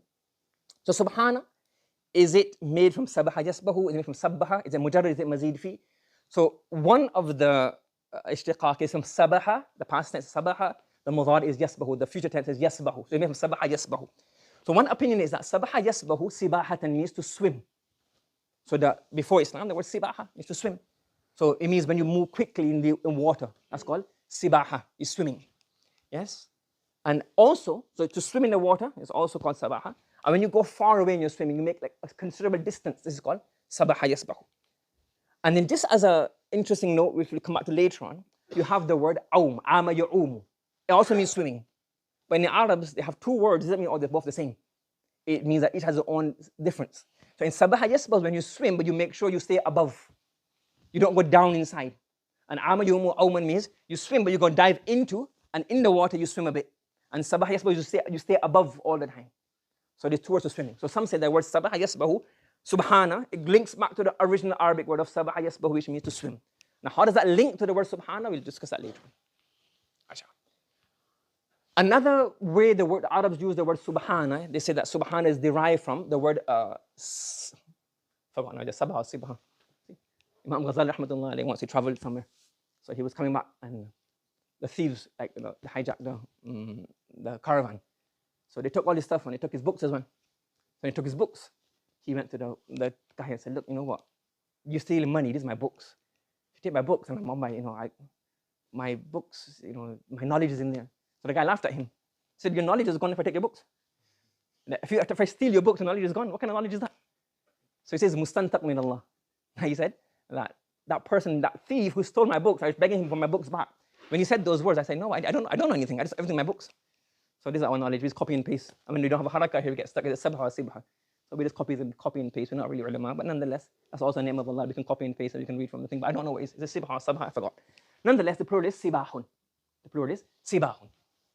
So the word sibahun, they say that this is when you have a qumus lisibyan. So children have clothing, and the clothing is very hard, very thick, like leather, and it's wide. So when the child wears it, like for example, not like this, but similar to if you have the the medieval days, you have the armor, not the chain armor, but the metal heavy armor. So that's not going to touch you. It's not going to like you have a piece of cloth, leather, silk or cotton. You let go, it falls on you. It's actually like it holds its position, so it doesn't touch your body all the time. If you got a helmet, cricket helmet, so the top will hit you, but the front, the metal, it wouldn't touch your face because it's hard and it's firm. So those kind of clothing which are quite hard and doesn't touch the full body of the baby. It's leather and it's very hard leather and it doesn't always touch the body. That's called sabha or sibah. Yes? And metaphorically, again, how does all of these link to the word subhanallah? We'll come up to that inshallah shortly. So metaphorically, so that's the original meaning. Metaphorically, it's used in the meaning of like when nujum, stars, when stars move around in the galaxy, it's also used metaphorically. It's not swimming, but moving in a quick pace in one direction. One that's called kullun fi falakin yasbahuna. Each one of these things is swimming in its orbit. Similarly, according to one tafsir, wasabihat is sabha referring to the horses. When the horses are galloping and they're moving very fast and very quickly, they're galloping very quickly. Okay, and similarly, to work very hard. The same way when you are traveling in the water, swimming in the water, you go very far away, so you have to put a lot of effort, exert effort. So Allah subhanahu wa ta'ala says to the Prophet sallallahu alaihi wasallam, "Inna laka fin nahari sabhan tawila." You have a long swimming, and in swimming, when you're driving, not supposed to do this. What do people do? I'm not going to report to police. What do some people do? Not us. What do everybody else but us do? They use their phones, they check messages. Because why? You just use your hand and your feet, and then you got extra left. Have you ever seen anybody swimming with a phone in the hand, checking it? Because when you swim, you have to do everything. Your hands involved, your feet involved, your eyes, and everything is involved. So inna laka fin nahari sabahan tawila, full effort. You have to do everything. You can't just do amalan tawilan. You have to swim. Yes, if I'm speaking right now, I can kick my foot, I can pick my nose, I can scratch my ears, because I'm speaking. Only my tongue is used. But when you're swimming, you can't do anything else. Full on effort. So sabahan tawila, a full effort. So that's the meaning of sabaha. And another form of the verb sabaha is sabbaha. So for those of you who know Arabic, sabbaha is for ta'diyah. So some say here is when sabaha means to swim in the water and go far away from your starting point, the word sabbaha then means to make something go far away. If sabaha itself means to be far, to go far, sabbaha means to make something far.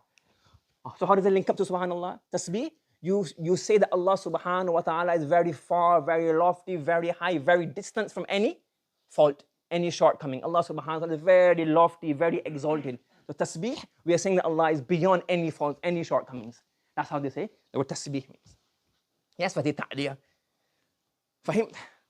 Yes, so we got sabaha, swimming, the swimming meaning. Sabbaha, to make somebody go far away. And then subhana now. So word subhana is a must. What is it? So some say subhana is a masdar. It's a masdar. Yes, the root verb. So you have, like example, shakara yashkuru, shukranan. Kafara yakfuru, kufranan. So sabaha yasbahu, subhanan. That's one opinion. And some say it's a masdar of sabbaha. The sabbaha yusabbihu tasbihan wa subhanan. However, the ulama of lugha said this is ba'idun min al-qiyasat. This is not really how the Arabic language works. This is like an assumption. This is not the sahih opinion. There's also another opinion that there was a verb once that existed, the verb no longer existed, the masdar is only used. This is also opinion people have said it's not correct. So it seems that this is another opinion is alamul jins. Now what's alamul jins mean? Let me give you an example. I have to promote my hometown. That's a Barbados £100 note, £100 dollar. So that's a $100 from Barbados. So the person there is called Grantley Adams, the picture. So now the people say, in your man, give me a Grantley. So Grantley, what does Grantley mean? Every $100 note is called a Grantley. That's alamul jins. You're not referring to one name of $100. The whole $100 note has a name. You don't say $100 note. So if it's a $100 note, you write a common letter, $100 note. If it's a Grantley, Grantley is another name for the whole species. So in your man, so I'm a Grantley. That's what they say. So that's called alamul jins. So some say subhana is also alamul jins. It's like a name, and it's referring to, it means like fajari and these kind of words. So it means the word subhana is like a name. It's an alam, and it's referring to any kind of tanzih. Tanzih means to say Allah is pure from any fault. It's an alam for this. Okay. So if you say this, then it's غير منصرف because it's alamiyan. And if you say subhana, then it becomes a masdar, and mudaf ilayhi is mahzuf. Okay, so now we've understood the swimming. What's swimming got to do with subhanallah? So let's see, what's the link between the meaning of subhana, swimming, and big children wearing big coats? What has that got to do with subhanallah? So one opinion is that, remember sabaha? You go far away. When you're swimming, you go to a far destination. So I mentioned this before. What do you do now? You say Allah subhanahu, you say sabaha, tasbih. You say Allah subhanahu wa ta'ala is far away from aloft, of distant from any single fault, any single shortcoming. That's why subhanallah. When I say subhanallah, I'm saying that Allah is, any fault you can think of, Allah is pure from this. This is subhanallah. Another meaning is, when you're swimming, remember I told you, awm also means swimming, ama yu'umu, but that's when you go in the water. And you give a dive and you go inside a little bit, and then you come back up again, you go back down again, and sabah is going on top. So now you have all the faults at the bottom. And Allah subhanahu wa ta'ala, وَلِلَّهِ الْمَثَلُ الْأَعْلَى, the tasbih, he said that Allah is above all the faults, all the worldly qualities. لَيْسَ كَمِثْلِهِ شَيْءٍ. And Allah subhanahu wa ta'ala is above all of these things. Tasbih, I'm saying that Allah is above all of these things. The same way the swimmer stays above the water, he doesn't drown in the water. Allah subhanahu wa ta'ala is above any fault, any shortcoming. Subhanallah. Okay? And the third thing, Nazar ibn Shumail, Imam Bukhari rahmatullah alayhi's teacher, he said, again, a dream is not hujjah, but a dream can inspire you to something that makes sense. So he said, I saw a dream. Ibn Mundur mentioned this in his Lisan al-Arab. He says that I saw a dream. And as if a person was telling me, this is what subhanallah means. He says what? He says, أَمَا تَرَى الْفَرَسَ يَسْبَهُ فِي سُرْعَتِهِ. Do you not see a horse? A horse is running very quickly. It's running, it's galloping, it's moving very quickly. So he says similarly, Subhanallah, as-sur'atu ilayhi wal-khiffatu fi ta'atihi. The horse, when you see the horse running, how much have you ever analyzed? Well, you must see an analysis of when people run very fast. Why? Because the feet touch the ground for a very short amount of time. Just touch the ground and gets up. So the horse, majority of the time, the horse's feet are very khafif. They're not even on the ground. So Subhanallah is basically from the meaning to be light, and it runs. The way the same way the horse gallops, it runs. It's very quick in the praise of Allah subhanahu wa ta'ala, and it's very light, and he doesn't. It's just khiffa fi ta'atillah. You run towards Allah subhanahu wa ta'ala, the ta'ah of Allah subhanahu wa ta'ala. So the same way the horse is running, the same way you have this yearning and this pushing towards Allah subhanahu, towards the tasbih of Allah subhanahu wa ta'ala. Wallahu alam. Acha. And the third possible meaning, the link, as I mentioned before, when you're swimming, what do? You're busy. Your hands are busy. Right hand is busy. Left hand is busy. The back is busy. The back feet, well, you only got 2 feet. The right foot, the left foot, the stomach, everything is trying to be busy. The whole day, in everything you do, in your fa'il, in your qawl, in your niyyah, in your amal, everything you do, you make sure it's tasbih in this. What? You make sure you glorify Allah subhanahu wa ta'ala. The way you conduct yourself, your akhlaq is tasbih. That you saying that Allah subhanahu, I conduct myself in the way Allah has commanded me to conduct myself. My niyyah is pure, my fa'il is pure, my actions are pure, my qawl is pure. Everything is top to bottom, my whole body is involved in the tasbih of Allah subhanahu wa ta'ala. So full on effort. That is the meaning. So tasbih either means to say that Allah is free from all evil. You said Allah is evil, not evil, but shortcomings, deficiencies. Or same way, you're not in the water, but above all shortcomings. Or make all your body parts, your whole body, your full body is in tasbih of Allah subhanahu wa ta'ala. Or you hasten towards the ta'ah of Allah subhanahu wa ta'ala. Understood? Now we have a bit of boring part for the people who don't know Arabic. But nonetheless, you can appreciate how deep. I'm a bit nervous. He might just call me up for this. What's happening here in this Arab? So it's to understand that how one word can have multiple meanings in Arabic. And these things, so it's not just, yes, very good. You go, you open the Quran, you read the Salihin, you read these books. So you get the basic understanding of this. But to do kalam in the deen, without, you read the English translation and say, oh, Imam Sahib got it wrong. Imam Shafi has made a mistake here. On reading English translation, subhanallah. That is a subhanallah itself. Yes? So this to say how much is i'rab, like this one word, this ba, can have like 4 or 5 different possible meanings which change the translation, but it makes no implications, all the translations are correct. Sometimes you get a translation, if you take that translation, take this meaning, it'll be incorrect because of a problem. It leads to a problem. So even though it may be above some of the people not studied Arabic, above their heads, nonetheless you're going to appreciate how deep one letter is and how much influence it can have on the meaning of the word. And by the way, Ibn Humam al-Hanafi, he's actually got a full book, a risala, on the i'rab of subhanallah wa bihamdi subhanallah al-azim. Kalimatani habibatan. So what happened was, they tried to set him up. So a lady came and she had a letter and he said, here, what's the i'rab of this? Is it mubtada, is it mubtada, or is it mubtada khabar or khabar muqaddam mubtada muakhar? So he wrote his jawab. So she took it back and she sent it to the person who sent her. And then his answer, he did a rad on the answer. And he showed all the kings that he wrote, Ibn Humam wrote this, but I done a rad on his Yes. And then after he found the rad, so then the refutation, then he went in to clarify. Well, if you're interested in this, it's mentioned in Ashbah wa Nadhaif in Nahwa of Suyuti. The whole text is mentioned if you're interested. And some of the things are beyond my head as well. Nonetheless, what's the i'rab of this? So there's two possibilities. One is kalimatan is mubtada, khabar muqaddam. So the main subject is subhanallah wa bihamdi, subhanallah al-azim. And kalimatani habibatan al-rahman, that is the khabar muqaddam. That's a khabar muqaddam. Okay? And then habibatan come in the nat. So you have three nats. So kalimatan is the khabar muqaddam. So subhanallah wa bihamdi, subhanallah al-azim is. So the word subhanallah wa bihamdihi, subhanallah al-azim are two sentences which are beloved to Allah subhanahu wa ta'ala ila akhirih. And the other possibility is that kalimatan is mubtada. How's it mubtada? Because habibatan is a nat. So when you have mubtada nakira mufida, you can make a mubtada. But it becomes a mubtada, not awwalan. Yes? Now, in terms of Arabiya, they're both permissible. Which one's better? Yes? Which one gives is more afyad, aktaru fa'idatan? So if you say the teacher is Ahmed, or we say Ahmed is a teacher, there's a difference, isn't it? Because if you say the teacher is Ahmed, that means you know the teacher, so you know there's a teacher in class, but who is he? So you know about the teacher. And now we're saying the teacher is Ahmed. And if you know Ahmed is a teacher, you say, who is Ahmed? You know about Ahmed, but you don't know about the teacher. So you say, who is Ahmed? Say, Ahmed is a teacher. For him. So again, this might be above people's head, but this is to understand that even every single, in the Quranic verse, this all technicalities of the i'rab, the structure, the grammatical analysis. So here if you say Rabbuna Allah, Allahu Rabbuna, same thing will happen. Which one is, both are permissible, both are ma'rifah. Which one will give more benefit? So we're going to go through it. I'll just cut it short because I don't want to bore everybody much.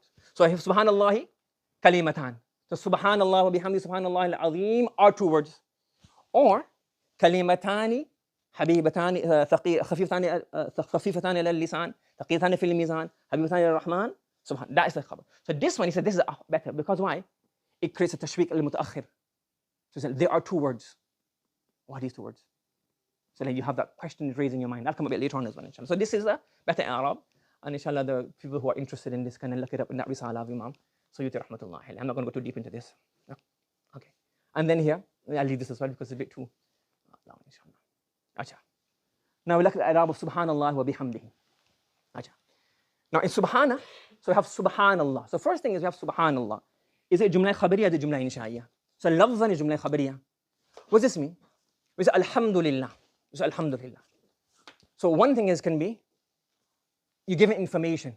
You just think subhanallah, Allah is pure. Alhamdulillah, praise belongs to Allah. I'm giving information. My son done well in exam, information. And the other one is you say, my son done well, you're trying to show off. You're trying to give emotion behind of this. One is simply stating a fact. Yes? And the other is, while stating a sentence, what are you doing? You're actually you're doing insha. You're trying to praise Allah subhanahu wa ta'ala. So what's alhamdulillah, this is information, all praise of Allah subhanahu wa ta'ala. Subhanallah, Allah is pure from all faults. And the other meaning is, no, I am not just saying that, everybody knows this. I am glorifying Allah. In my saying subhanallah, I am saying, Allah, I am worshipping you. I am doing tanzih of you. So it's jumla. So lafzan is jumla khabariya, ma'nan is going to be jumla insha'iyya. So that's the possibility we have here. Again, this will bore way too much if you go through too much detail of this. Now, subhanallah, we have two possibilities. So subhanallah is either going to be a masdar. If it's a masdar, what happens then? Is maf'ul mutlaq. The mudaf ilayh is mahdhuf. And this is going to be then matrukun is wajib to remove the fa'il. So asluhu usabbihu Allah subhanan. I am glorifying Allah subhanahu wa ta'ala. But then this is removed. That is removed. So subhanallah. And then you put the maf'ul bihi as a mudaf ilayh of this, it becomes subhanallah. So you remove the fa'il, maf'ul bihi, and you put the maf'ul bihi as a mudaf ilayh of the masdar, that becomes subhanallah. If it's alamul jins, I've got no idea. If it's alamul jins, is it changed? Is it different? I looked it up, I can't find it. Wallahu alam. The i'rab of the waw. So subhanallahi wa bihamdi. What's this waw? Two possibilities. The people of Kufa says waw is za'ida. Meaning you can have a waw is za'ida. When it says za'ida, just is extra, meaning it doesn't mean extra meaning it's just useless, no purpose. It means here it has a purpose of ta'keed, it creates emphasis, but it's not there for the an meaning. An example of this in the Quran is what? And the reason he said this is that Prophet ﷺ, when he used to do tasbih, he says Subhana Rabbil A'la, Subhana Rabbil Azim, Subhanallah. Yeah? So even the Malaika said what? Subhanallah bihamdi, Nahnu sabbihu bihamdika. In the Quran there's no wow. When you see in the Quran there's no wow. Which means that the wow is there for mazid ta'keed, not the asal ibara. That's one argument. Okay? And the Ahl Kufa, they say you can add waw za'ida. Dalil. وَسِيقَ الَّذِينَ تَقَوْا رَبَّهُمْ إِلَى الْجَنَّةِ زُمَرًا حَتَّى إِذَا جَاءُوهَا وَفُتِحَتْ. I know there's the waw haliya and there's another meaning there as well. But one opinion is وَفُتِحَتْ is actually because of حَتَّى إِذَا is a مفعول فيه. Where's the عامل? There is no فعل. So you say حَتَّى إِذَا جَاءُوهَا فُتِحَتْ. فُتِحَ is a فعل فاعل and إِذَا is a مفعول فيه of the إِذَا جَاءُوهَا.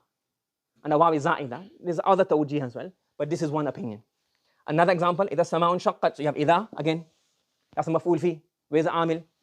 You say, well, وَأَذِنَتْ وَإِذَا الْأَرْضُ مُدَّتْ. There is no عامل. So you're saying the waw is za'ida and أَذِنَ is a فاعل فاعل.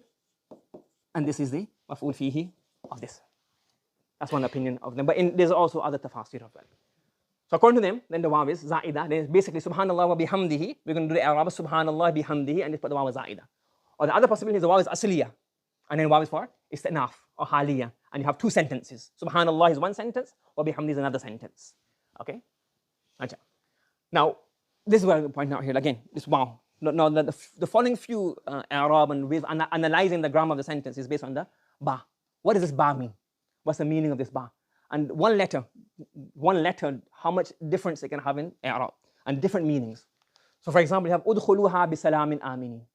In the Quran, you have udkhuluha bisalamin aminin. So the udkhuluha bisalamin aminin, this is ba is for what? This ba is for hal. It means udkhuluha enter jannah aminin, peacefully and with safety. Udkhuluha bisalamin aminin. So the ba can have the meaning of what? Hal. So in here would mean, so it's subhanallah wa bihamdihi. So in bihamdihi, what does this mean here? The ha that Zamir is referring to as maf'ul bihi. So and the meaning would be then here, I usabbihuhu hamidan lahu. This ba is for hal, and it means I am glorifying Allah subhanahu wa ta'ala. I'm doing tasbih of Allah subhanahu wa ta'ala. Wa bihamdihi. At the same time, I am also praising Allah subhanahu wa ta'ala. The benefit of this is, there'll be translation, I glorify Allah whilst praising Him. And the benefit of this is, if you say I glorify you, what does that mean mentioned before? That it means I say that Allah is free from all faults. Allah is free from all faults, no shortcomings. So if I say, for example, mashallah, you're not very ugly. Mashallah, you're not very stupid. Mashallah, your Quran doesn't sound that bad. It's like, are you trying to praise me, trying to insult me? Yes, you do tasbih. So if you do tasbih, you say, oh, you're free of all faults. But at the same time, and then afterwards, like I give you like half an hour of saying, you're not this, you're not this, you're not this. And then I started saying good things about you. The half an hour is like, okay. So if you say bihamdi at the same time, whilst, so by the same the ba is hali, I think I'm saying Allah is free from all faults, but at the same time Allah subhanahu wa ta'ala also is full of all of these great qualities, Rahman, Rahim, Ghafoor, Shakur, Halim, Hamid. So by saying this is a benefit of having this ba as well, ba haliya. Another possibility is that this ba is in the meaning of maf'ul lahu. Ba is in the meaning of maf'ul lahu, to show the reason. Show the reason. Yes? For example, فَأَخَذَهُمُ اللَّهُ بِذُنُوبِهِمْ. Allah subhanahu wa ta'ala seized the Banu Israel because of their sins. The ba here translated as because of, not with, because of. So he says, subhanallah wa bihamdihi. So some shurrah have mentioned, I am praising Allah subhanahu wa ta'ala, not because just I can praise you. I can say, okay, just I praise you again. Mashallah, you're not worthy of it. I'm just making up stuff. But he's not making up stuff. Subhanallah. I am praising Allah subhanahu wa ta'ala bihamdihi because He is mustahiq, He is worthy of the praise. I am praising, why am I praising Him? Bihamdihi, because of Him being worthy of praise. He is muttasif, He is attributed to all of these great qualities. This is why I am praising Allah subhanahu wa ta'ala. So subhanallah, I am glorifying Allah subhanahu wa ta'ala because He is worthy of this praise. So this ba here is because of the maf'ul lahu. Yes, and then this is the i'rab, continue doing this. This will mean here, I glorify Allah on account of Him being worthy of glory and praise. The third possibility is maf'ul lahu. Same thing. But in here is a bit more technical. It's saying, usabbihullah. I am glorifying Allah subhanahu wa ta'ala bihamdihi. When Allah gives you a ni'mah, what are you supposed to say? Alhamdulillah. Allah gives you a ni'mah, you say Alhamdulillah. So you praise Allah subhanahu wa ta'ala. So in the Arabs, again, you have to understand the style. The lisan Arab is like the way they speak. If you just try to translate some stuff, it's like, what's he talking about? The way they speak, the metaphor, the proverb, the way they use. So it's a bihamdihi. So you say the word hamd and you mean the thing that causes hamd. What causes hamd? What brings about hamd? The ni'mah. The usabbihullah, I praise Allah subhanahu wa ta'ala bihamdihi because of His ni'mah He has bestowed upon me, which necessitate His hamd and His praise. So I'm glorifying Allah subhanahu wa ta'ala Because number one, the previous hand, because he's worthy of praise. And also glorifying and praising Allah subhanahu wa ta'ala because he has bestowed innumerable favors upon me, as a result of which he is due praise. Bihamdihi, I am also praising him. That's another possibility, that I'm praising Allah, glorifying Allah because of him bestowing his favors upon me. This is the third way of saying it. All this is different meanings of the particle. No, another word, this is the meaning ba, the letter ba, no, alif ba. So that ba in Arabic can give you all of these different meanings. Achha, maf'ul mutlaq lin-naw. خُذُوا مَا آتَيْنَاكُمْ بِقُوَّةٍ. So the word by in the Quran is used, seized. Saying hold the book, hold fast to the teaching of the book firmly. Hold the teaching of the book firmly. So, أَخْذًا قَوِيًّا. So similarly here. أي أُسَبِّحُهُ كَمَا حَمِدَ نَفْسَهُ. Sometimes people, like for example, you have وَلَا you have the غَيْرِ مَغْضُوبِ عَلَيْهِمْ وَلَا الضَّالِّينَ. They try to glorify Allah subhanahu wa ta'ala.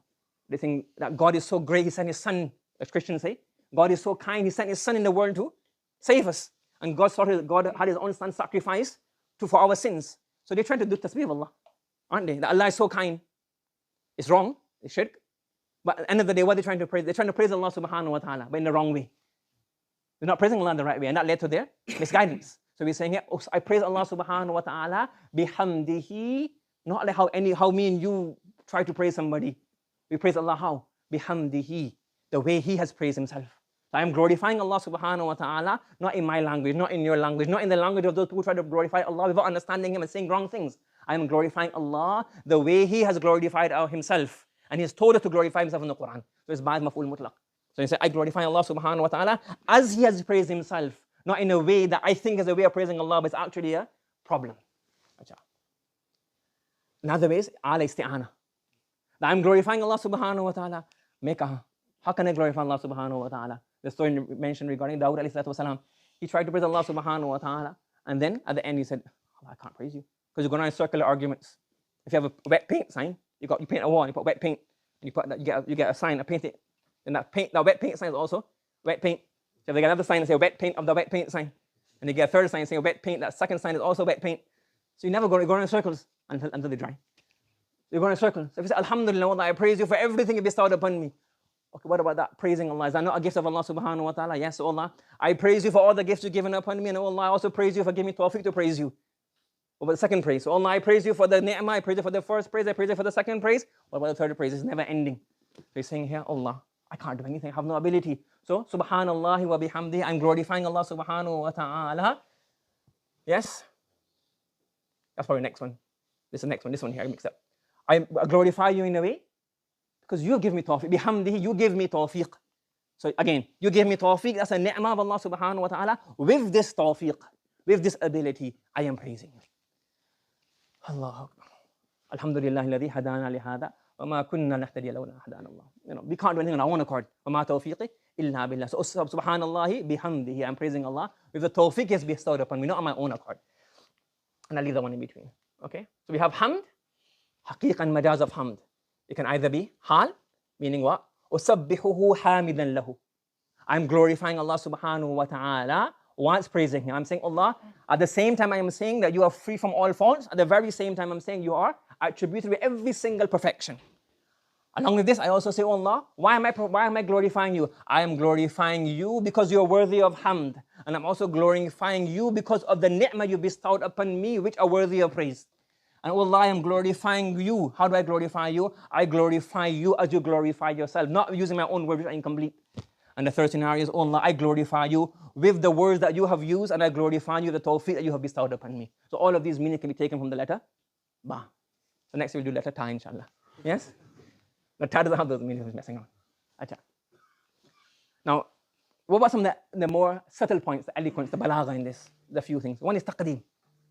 What does taqdeem mean? It's called fronting in Arabic. If you do fronting, if you bring something first, then what happens? It creates like a tashweeq. What's happening? What's coming up later on? So you have a tawdhi ba'd al-ibham, a tashweeq al-mutaakhir. It's called foreshadowing, but it's not the exact same in English. But nonetheless, we use this in our books. So, for example, when you kind of like bring your attention to something coming up later on. Let me give an example. If I say to you, there are two things that will guarantee you success. Well, notebooks. What's this? Not for success. But two things will make you a millionaire. That's why I'm doing a YouTube ad, isn't it, before it comes up. Don't click now. Don't click. Don't skip. If you want to become a millionaire, don't skip. That's tashweeq al-mutaakhir. Why? Why should I not skip this advertisement? Because there's something coming up very important. So Allah saying something the Prophet ﷺ. So that feature of mentioning something which draws your attention to what's coming afterwards, that's a way literary feature that the Arabs use. Hard work and sincerity. Now everybody was thinking, what's these two things that are going to make us successful? That taqdeem, bringing something forward, not having the answer straight away, makes your mind think. And again, all of these things are used in like documentaries, dramas, even in movies. Like for example, you have a big in the movie what happened, you see like a dead body on the floor, with blood next to it and a knife. So now the whole, I don't watch movies, but this is what we'll do. Yeah. So what happens now? You see that the whole thing is like, who done this? Was it suicide? Was it murder? Who murdered? Because you have the tashwiq, you have to find a solution to the problem. Yes. So similarly, you bring something first, and then it comes afterwards. If I say hard work and sincerity bring you success, not the same thing, is it? The first one, your mind is thinking, what's coming up? And in here, it's already told you everything. So it's the same thing. Same information is given. But the way you give the information is different. The Prophet ﷺ, أفصح العرب. وكم من القرآن يا أيها الذين آمنوا هل أدلكم على تجارة تنجيكم من عذاب أليم. Should I inform you of something that will save you from the punishment of Jahannam? Of course. So I said, تؤمنون بالله ورسوله وتجاهدون في سبيل الله إلى آخره. Another example. Prophet said, أتدرون ما الغيبة? Do you know what ghiba is? Allah wa Rasul a'lam. Then the Prophet gave the answer. So now it gives you thinking about it. This a Prophet uses many times. And then he goes on a few other examples. So similarly here, Prophet sallallahu alayhi wa sallam, kalimatani habibatan. There are two words. Thaqilatani ala lisan. Very easy to pronounce. Thaqilatani fil mizan. They're very heavy in the scales. Lots of reward. Habibatani al-Rahman. What is this? What's coming up? Subhanallah wa bihamdi subhanallah. So the Prophet uses fronting technique or foreshadowing technique to bring our attention to what's coming up later on. Ila Rahman. Why use Ila Rahman? So this is a very easy one. Now, sometimes you would use the choice of words. You pick a name that matches the topic of discussion. So whatever is being discussed, you can bring a word that matches that. For example, here, Tabbat yada Abi Lahab. So in the Quran, nobody's name is mentioned from the enemy of the Prophet sallallahu alaihi wasallam.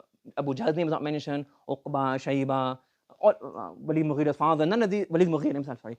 None of these people mentioned. Why? Because when you mention Abu Lahab, because what comes up, Sayasla naran dhata lahab. His name is a word play on what actual punishment is going to be. He's going to be. So Abu Lahab had very red cheeks, and he used to call him Abu Lahab. Like he's got red cheeks.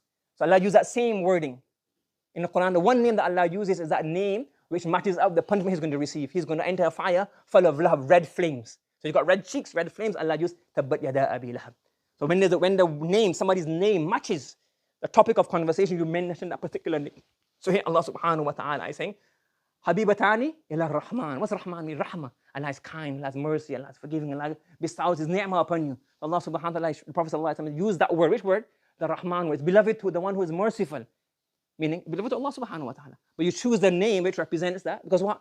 Having easy words to pronounce, lots of reward. Beloved to Allah, this is the sign of Allah's rahmah. That's such a small word, you get so much reward. So now Allah, the Prophet sallallahu alaihi wasallam used the word al-Rahman. So by using that one name as opposed to al-Ghafur, al-Shakur, al-Hamid, al-Jabbar, al-Muntaqim. Allah used, the Prophet sallallahu alaihi wasallam used the word that matches that topic the best. Then you have tibaq. What does tibaq mean? You have opposites. You see here. If you have opposites, it kind of draws you attention. It's the way people speak in English. In times of war, we must strive for peace. Allah save us from all wars and give us peace. So you have war and peace. What does it do? It grabs your attention. It kind of balances off. In our darkest moments, this is all from ChatGPT, yeah? I didn't do any big research. In our darkest moments, we must seek the light. So we have dark and we have light. So what happens now? It's like balancing off the two of these. To move forward, you must sometimes look back. So you see, this is a feature called tibaq in Arabic. Okay? So, خفيفتان للسان ثقيلتان في الميزان. Prophet is using the same structure. He's balancing off the structures that we use in our day-to-day conversation. The Prophet sallallahu alaihi wasallam is using those. Another thing Prophet sallallahu alaihi wasallam he uses called you go to order, you go to structure. ربي اغفر لي, Allah forgive me.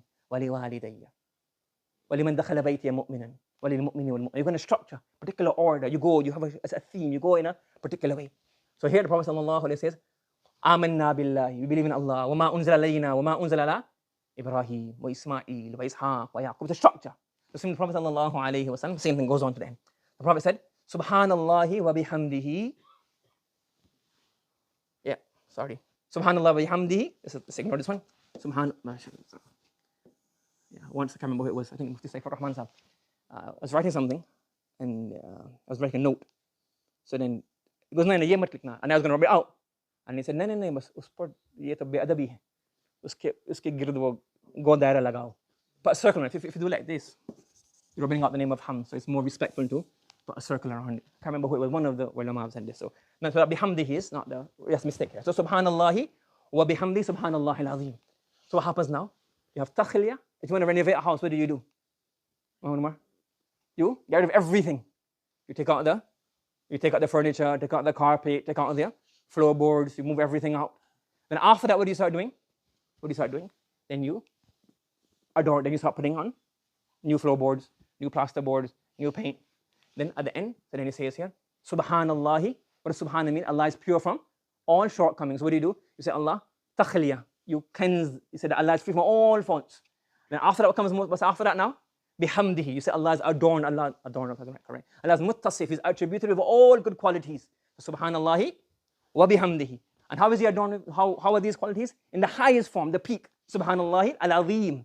The greatest. When you have the greatest attribution, is Subhanallah wa bihamdi, Subhanallahi al-azim. So you have takhliya, and you have the at the end. Allah. Inshallah, we should be finished, inshallah. So, Saja. I'll leave this out, inshallah. We'll do this later, inshallah. Achha. Why did Imam Bukhari rahmatullah alayhi possibly choose this hadith as the last hadith? So, we don't know. But there's qara'in to prove this. Why? What happens, what did Allah say? In the dunya, when the Prophet sallallahu alayhi wa sallam was departing, the last verse, one of the last verses to be revealed was, إِذَا جَاءَ نَصْرُ اللَّهِ وَالْفَتْحُ وَرَأَيْتَ النَّاسَ يَدْخُلُونَ فِي دِينِ اللَّهِ أَفْوَاجًا فَسَبِّحْ بِحَمْدِ رَبِّكَ وَاسْتَغْفِرْ إِنَّهُ كَانَ تَوَّابًا. It comes in Bukhari as well. That when the Prophet sallallahu alayhi wa sallam recited these verses, Abu Bakr radiyallahu ta'ala, no, was it Abdullah ibn Abbas? So yes, Umar radiyallahu ta'ala, he asked, what did you understand from this verse? So Abdullah ibn Abbas, everybody said, that this is victory. And when victory comes, then glorify Allah. Abdullah ibn Abbas said, no, I understood that when this verse is revealed, that the Prophet's death is close by. Why? Something is finished, we see this theme comes. Sabbih bihamdi rabbika wastaghfir. At the end of your life is tasbih, istighfar. So Abdullah ibn Abbas understood that this is the Prophet's last moments. Similarly, what happens here? In Jannah, so in the end of the dunya, فَسَبِّحْ بِحَمْدِ رَبِّكَ وَاسْتَغْفِرْ. Allah says, إِنَّ الَّذِينَ آمَنُوا وَعَمِلُوا الصَّالِحَاتِ يَهْدِيهِمْ رَبُّهُمْ بِإِيمَانِهِمْ. Again, that ba, what kind of ba is this? Another discussion I have. تَجْرِي مِن تَحْتِهِمُ الْأَنْهَارُ فِي جَنَّاتِ النَّعِيمِ. دَعْوَاهُمْ فِيهَا. In Jannah, what's the last thing? دَعْوَاهُمْ فِيهَا سُبْحَانَكَ اللَّهُمَّ وَتَحِيَّتُمْ فِيهَا سَلَامٌ. So you have here, سُبْحَانَكَ اللَّهُمَّ, and then دَعْوَاهُمْ alhamdulillahi rabbil alamin. So again, in the hereafter as well, you have Subhanallah and you have Alhamdulillah.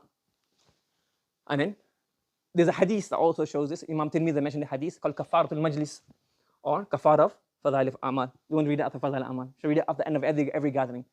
So the Prophet sallallahu alaihi wasallam said that when you sit in a gathering, we say things, we make mistakes, we say things, etc. So if you say this dhikr, inshallah, Allah will overlook and forgive all the shortcomings that we may have committed. This is Subhanakallahumma wa bihamdika ashhadu an la ilaha illa anta wastaghfiruka wa atubu ilayk. However, Imam Bukhari rahmatullah alayhi is Sahih Bukhari. So Imam Bukhari rahmatullah alayhi, he wants to bring the Sahih ahadith, the most authentic ahadith. So this does not make is the meaning and the mafhum is Sahih, but it doesn't meet his criteria.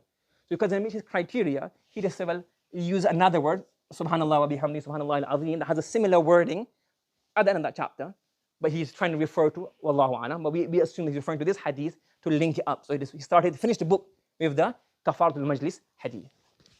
Yes? Achha. Everybody following so far? Now inshallah something just a bit, not from the book, just a bit something more common. If you look at the word Subhanallah, in the Quran mainly, in a few hadith, you find that Subhanallah is ajib. When you have a fa'il, it's like Allahu Akbar, it's like Allah, we start with fa'il, fa'il maf'ul bihi, and you finish with fa'il, fa'il maf'ul bihi. Huh? You know, get counseling for the overdose of nahw. But it's, again, this is how the language works. So we have fa'il, we have a verb. Let's say you have the verb akala, to eat. So what are you going to have the fa'il? You're going to have a tense, past tense, present tense, future tense. Yes? And then also you have the maf'ul fi, the adverb of time or place. Then you have a fa'il. Who's doing the praising? Who's doing the eating? You have a fa'il. And then who are you eating with? Sometimes you have maf'ul ma'ahu. You have to accompany you when you're eating. Yes? You have maf'ul bihi. You have maf'ul bihi. You have maf'ul bihi thani. You have the the object, indirect object, all of these things come. We have the hal of the fa'il. What do we have? The hal, the state of the fa'il. And we have the hal of the maf'ul. So inshallah, some of these things will become a bit clear as we go along, inshallah. We also have maf'ul fi. Where? Where do you do the eating? So you have eating. Let me look at it here. Then we have maf'ul lahu. And maf'ul lahu, what caused you to eat? Hunger. What did you hope to achieve from eating? Satiation, filling your stomach. You have maf'ul mutlaq. How did you eat? And then, what did you use to eat? Fine? This is all the things that could come in one particular verb. So you have eating. When did you eat? The verb tense. Who ate? Who did you eat with? What did you eat? You have maf'ul thani here, but nonetheless. What was the state? Were you eating sitting down? Were you eating standing up? Where did you eat? Why did you eat? What did you hope to achieve from your eating? How did you eat? And what did you use to eat? This is all the aspects of a dimensions of a verb. Let's analyze the subhanallah now in this light. Look at subhanallah in the Quran. We have the fi'l madi, tense. So we say, Allah said in the past tense, sabbaha lillahi ma fi samawati wal ard. That Allah subhanahu wa ta'ala in the past tense, everything, ma fi samawati wal ard, everything's in the heavens and everything in the earth in the past have glorified Allah subhanahu wa ta'ala. Allah subhanahu wa ta'ala also uses the present tense. Allah says, yusabbihu lahu ma fi samawati wal ard. Everything is in the heavens, everything in the earth glorifying Allah now, present tense, and the future, they will continue to glorify Allah subhanahu wa ta'ala. You have the command, the amr. Allah says, fasabbih bismi rabbika al-azim. So all three tenses are covered in the Quran. The past, the present, and the future. The tasbih is transcends time.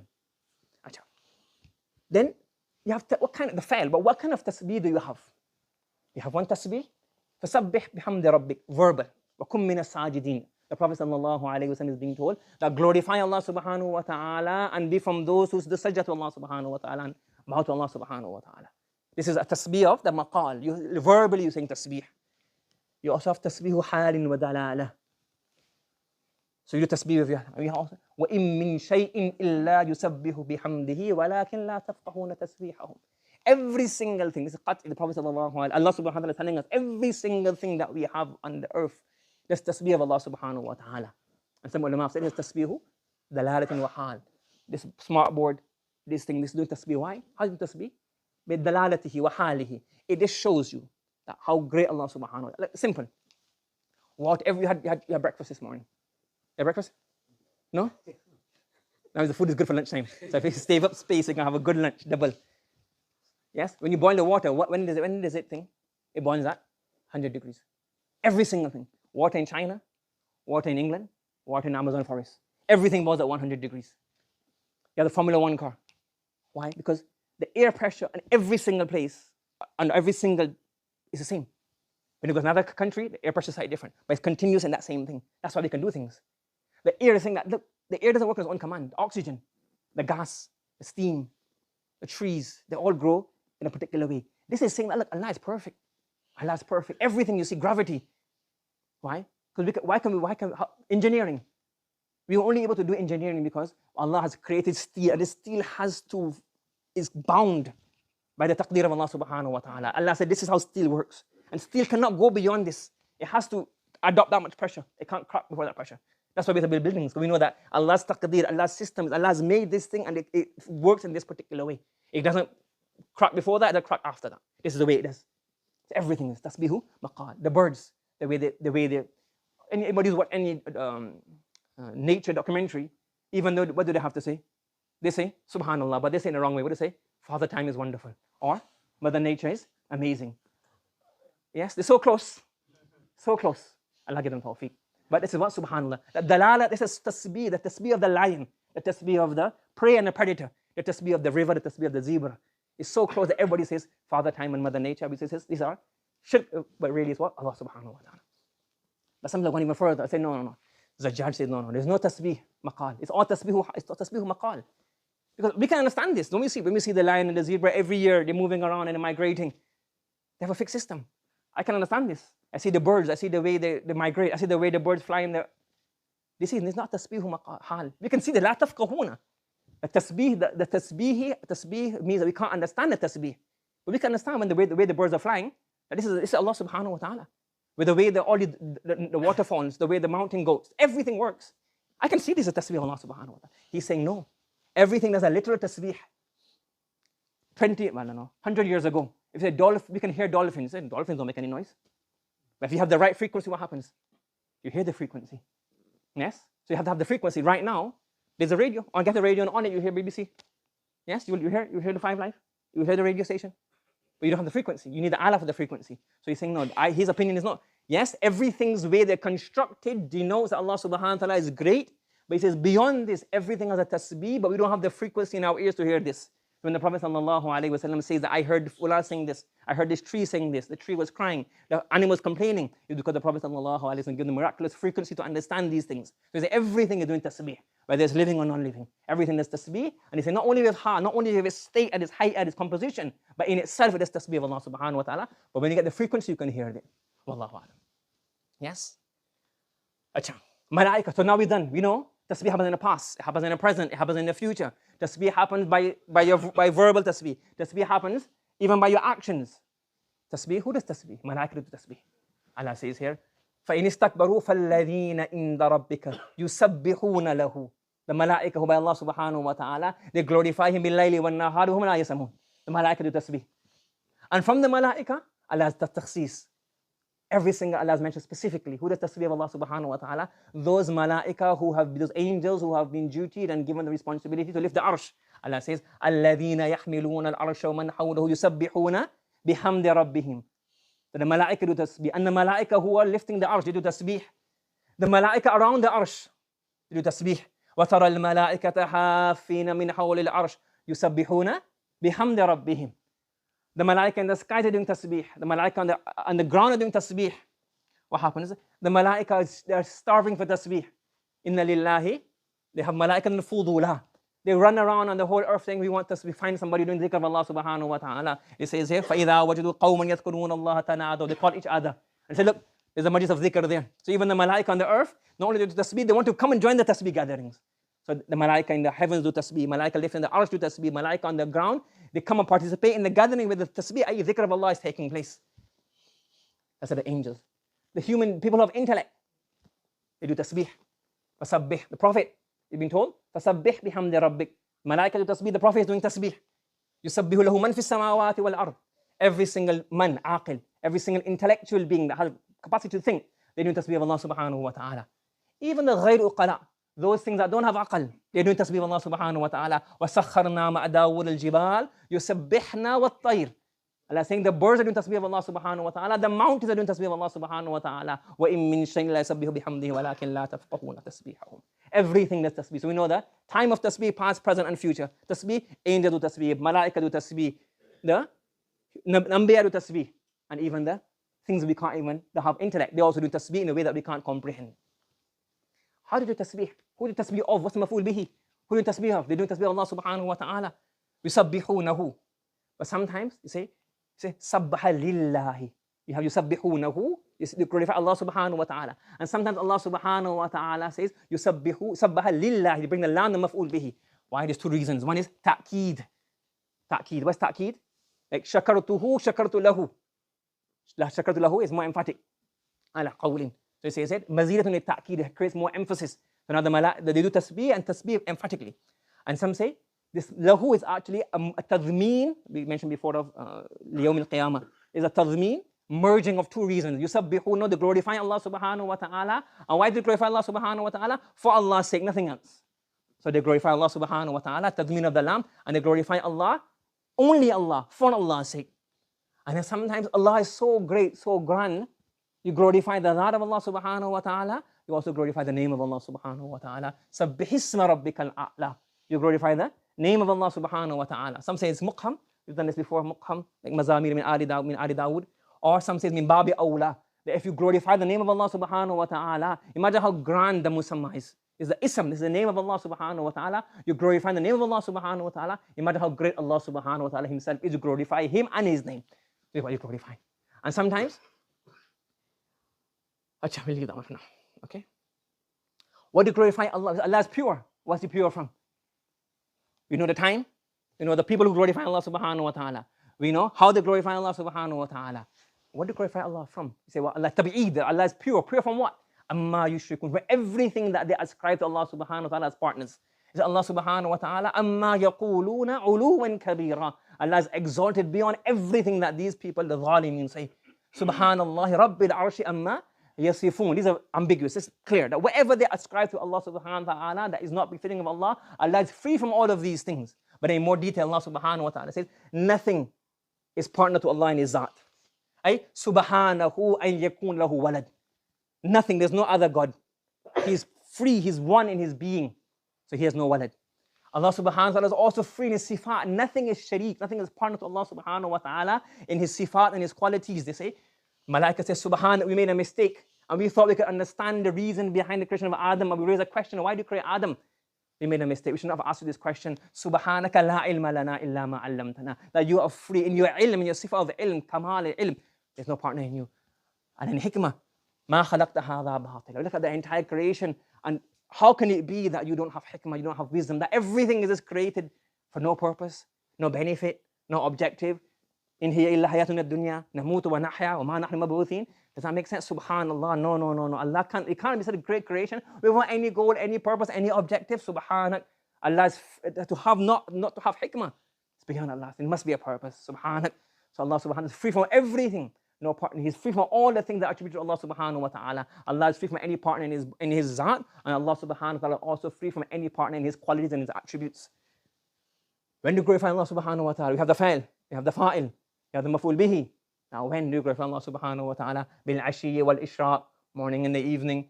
Tumsuna wa hina tusbihun, morning and the evening. Laylan tawila, Prophet said all night. And then here, قبل طلوع الشمس وقبل غروبها, in the morning and in the evening, glorify Allah subhanahu wa ta'ala. Where do you glorify Allah subhanahu wa ta'ala? Maf'ul fi, makan. Where do you glorify Allah subhanahu wa ta'ala? Even in Jannah you glorify Allah subhanahu wa ta'ala. In the dunya is there.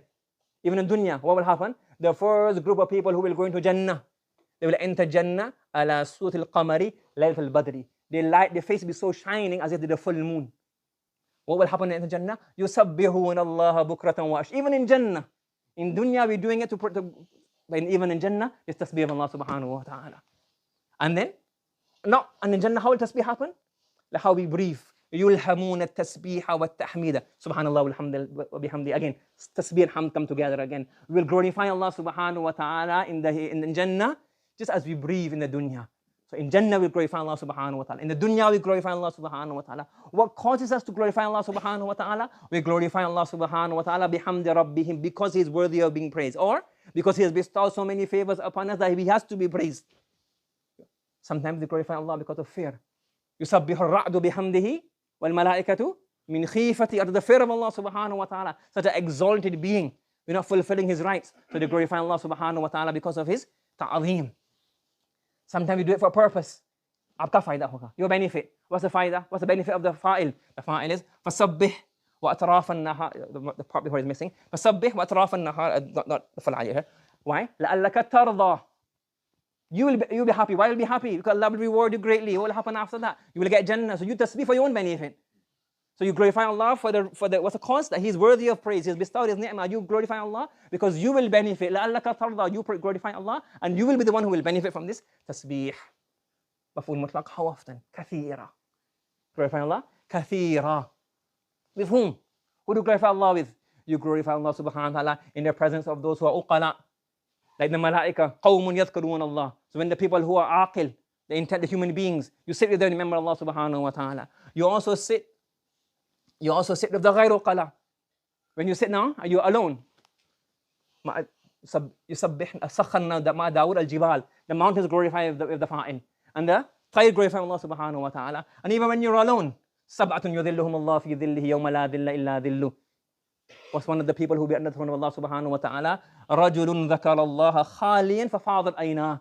You do dhikr, tasbih of Allah subhanahu wa ta'ala alone. So you do it in the company of the uqala. When you're alone, you're not even alone. Why are you not alone? The malaika come with you. And if you remember the first thing he says here, that even the in min shay'in illa yusabbihu bihamdihi. When you're sitting and doing dhikr alone, the carpet is doing dhikr with you. The walls are doing dhikr with you. وَلَكِنْ لَا تَفْقَهُونَ تَسْبِيحَهُم. You do tasbih with everything is in sharik and partners to you in your tasbih. And how you tasbih? Not with arrogance, not with pride, not getting tired. لَا يَفْتُرُونَ. Day and night without tiring. And يُسَبِّحُوا بِحَمْدِ رَبِّهِمْ وَهُمْ لَا يَسْتَكْبِرُونَ. Great humility. This is the hard. Great humility. And then sometimes Allah subhanahu wa ta'ala emphasized the tasbih so much, He's mentioned it in two different words, but they have the same ultimate goal. What is this? وَاذْكُرْ رَبَّكَ كَثِيرًا, do dhikr. And Allah says dhikr is there, but specifically Allah mentions the tasbih of Allah subhanahu wa ta'ala. Part of dhikr is tasbih. وَسَبِّحْ بِالْعَشِيِّ وَالْإِبْكَارِ. Allah has mentioned dhikr in two different words. Dhikr and in tasbih, specifically has mentioned the tasbih of Allah subhanahu wa ta'ala. And Allah subhanahu wa ta'ala says, tasbih, نحن نسبح بحمدك ونقدس لك. One tafsir is the different meanings, and one tafsir is ta'keed. Allah is saying the tasbih and taqdees, both of them are glorifying Allah subhanahu wa ta'ala. Two different words, ta'keed, lafzi, but slightly different words. Allah is saying glorify ta'keed. Now why? What's the objective of our dhikr we do tasbih, so Allah can forgive you. فَسَبِّحْ بِحَمْدِ رَبِّكَ وَاسْتَغْفِرْ. Do tasbih first. And what happened after that? Maghfirah. And you do tasbih, why? To thank Allah subhanahu wa ta'ala. When Sayyidina Zakaria alayhi salatu wasalam, he wanted a son, he wanted a child.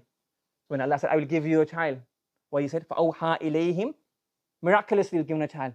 How did he do shukr to Allah subhanahu wa ta'ala? He told everybody, and سَبِّحُوهُ بُكْرَةً وَعَشِيًّا. In thanks to Allah subhanahu wa ta'ala, what should you do? You should glorify Allah subhanahu wa ta'ala.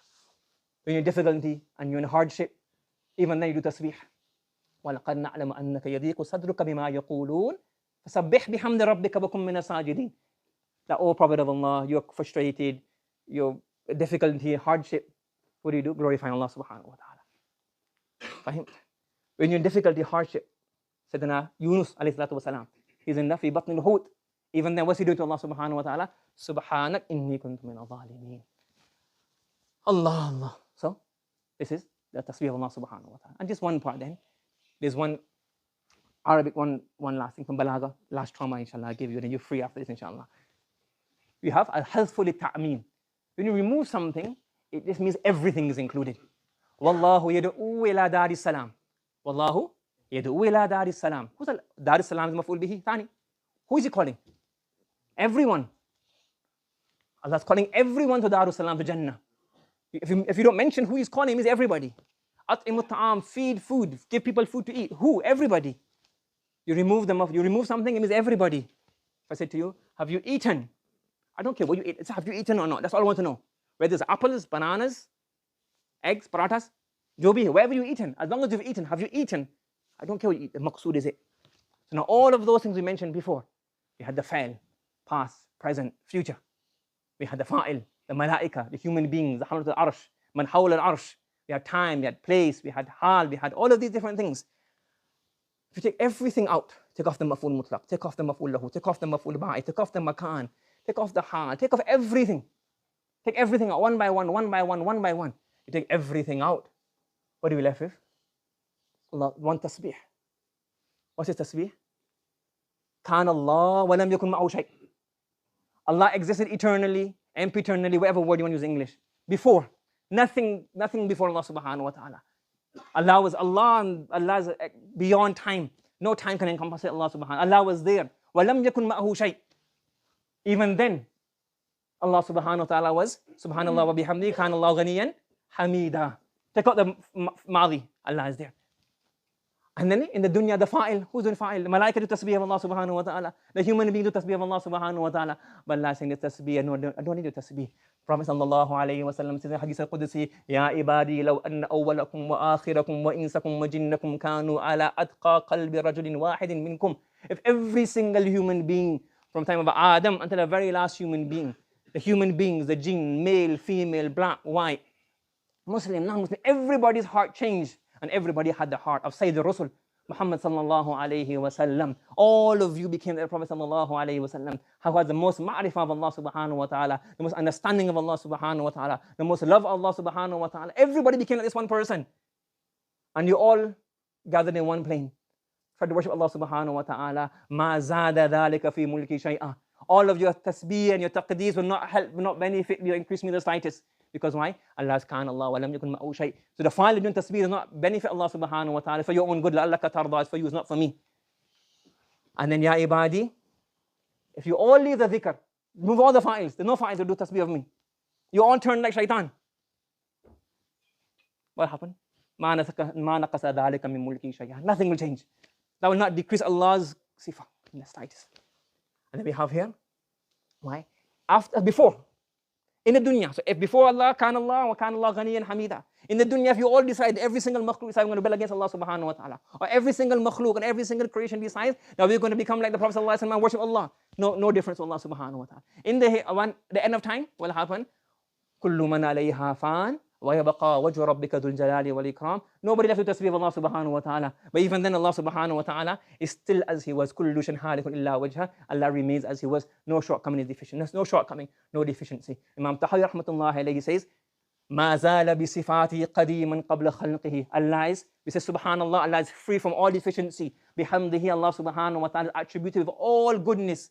So Imam Tahawi says that Allah was attributed with these sifat of goodness from eternal, beyond the space of time. He transcends time. And Allah subhanahu wa ta'ala will remain like this. There's no time for Allah subhanahu wa ta'ala. وَلَمْ يَزْدَدْ بِكَوْنِهِمْ شَيْئًا لَمْ يَكُنْ قَبْلَهُ مِنْ صِفَاتِهِ. When the makhluk came and they worshipped and they said subhanallah, subhanallah, the hamalatul arsh, the tasbih of Allah subhanahu wa ta'ala, the man hawlahu, man hawla al-arsh, yusabbihuna bihamdihim, did the tasbih of Allah subhanahu wa ta'ala, nothing changed. The Prophet and tasbih of Allah subhanahu wa ta'ala, nothing changed. Even hypothetically, everybody, every single makhluk do tasbih of Allah subhanahu wa ta'ala, nothing changed. Nothing changes. Because Allah, كان الله غنيا حميدا. وكما كان بصفات أزليا. This as Allah was eternally, He will remain forever. No change in this. So what do you have all the time? Allah subhanahu wa ta'ala. He's our Khaliq, our Malik, our Raziq. And Allah was always, what was He? Free from all faults. Subhanallah. And He was always muttasif with all His qualities. Even before there's a makhluk, Allah was a Khaliq. Before there's a makhluk to provide rizq, Allah was a Raziq. Before there was a makhluk to do sin and do maghfirah, Allah was ghafir. Allah has always been these things, always muttasif of all of the sifatul kamal. He was always attributed of all of these perfect qualities. So, wabihamdihi. And how is He attributed of all of these? The greatest way possible. Azim. No fa'il, no maf'ul bihi, no hal. Nobody is there. Allah is there. Allah's sifat of being free and of any fault is always there, subhanallah. And He's always muttasif bihamdihi. And He's always in the pinnacle of this azim. So when we do tasbih of Allah subhanahu wa ta'ala, Allah, but it's how we, the kafaratul majlis, we finish. So subhanallah wa bihamdihi. Subhanallah wa bihamdika. Wa shalla ilaha illa anta wa astaghfiruka wa atubu ilayk. May Allah subhanahu wa ta'ala accept us. The ulama have mentioned that sometimes after the Khatm of Bukhari, du'as are accepted. So, we do inshallah. But they also say, Imam Nawawi also says, التوبة من كل ذنب واجب على الفور. Something like this, you know? You do a sin, tawbah is necessary immediately. So, my sin is I took responsibility of something I'm not worthy of. That's a sin. And then that within khiyana, how could you fulfill the right of Rasulullah sallallahu alayhi wa sallam? So, dua to both do ki baat hai. We do istighfar and tawbah that we have not fulfilled the right of these books. So, the dua is secondary. Let's do tawbah for what we have not fulfilled the right of Rasulullah sallallahu alayhi wa sallam and his hadith.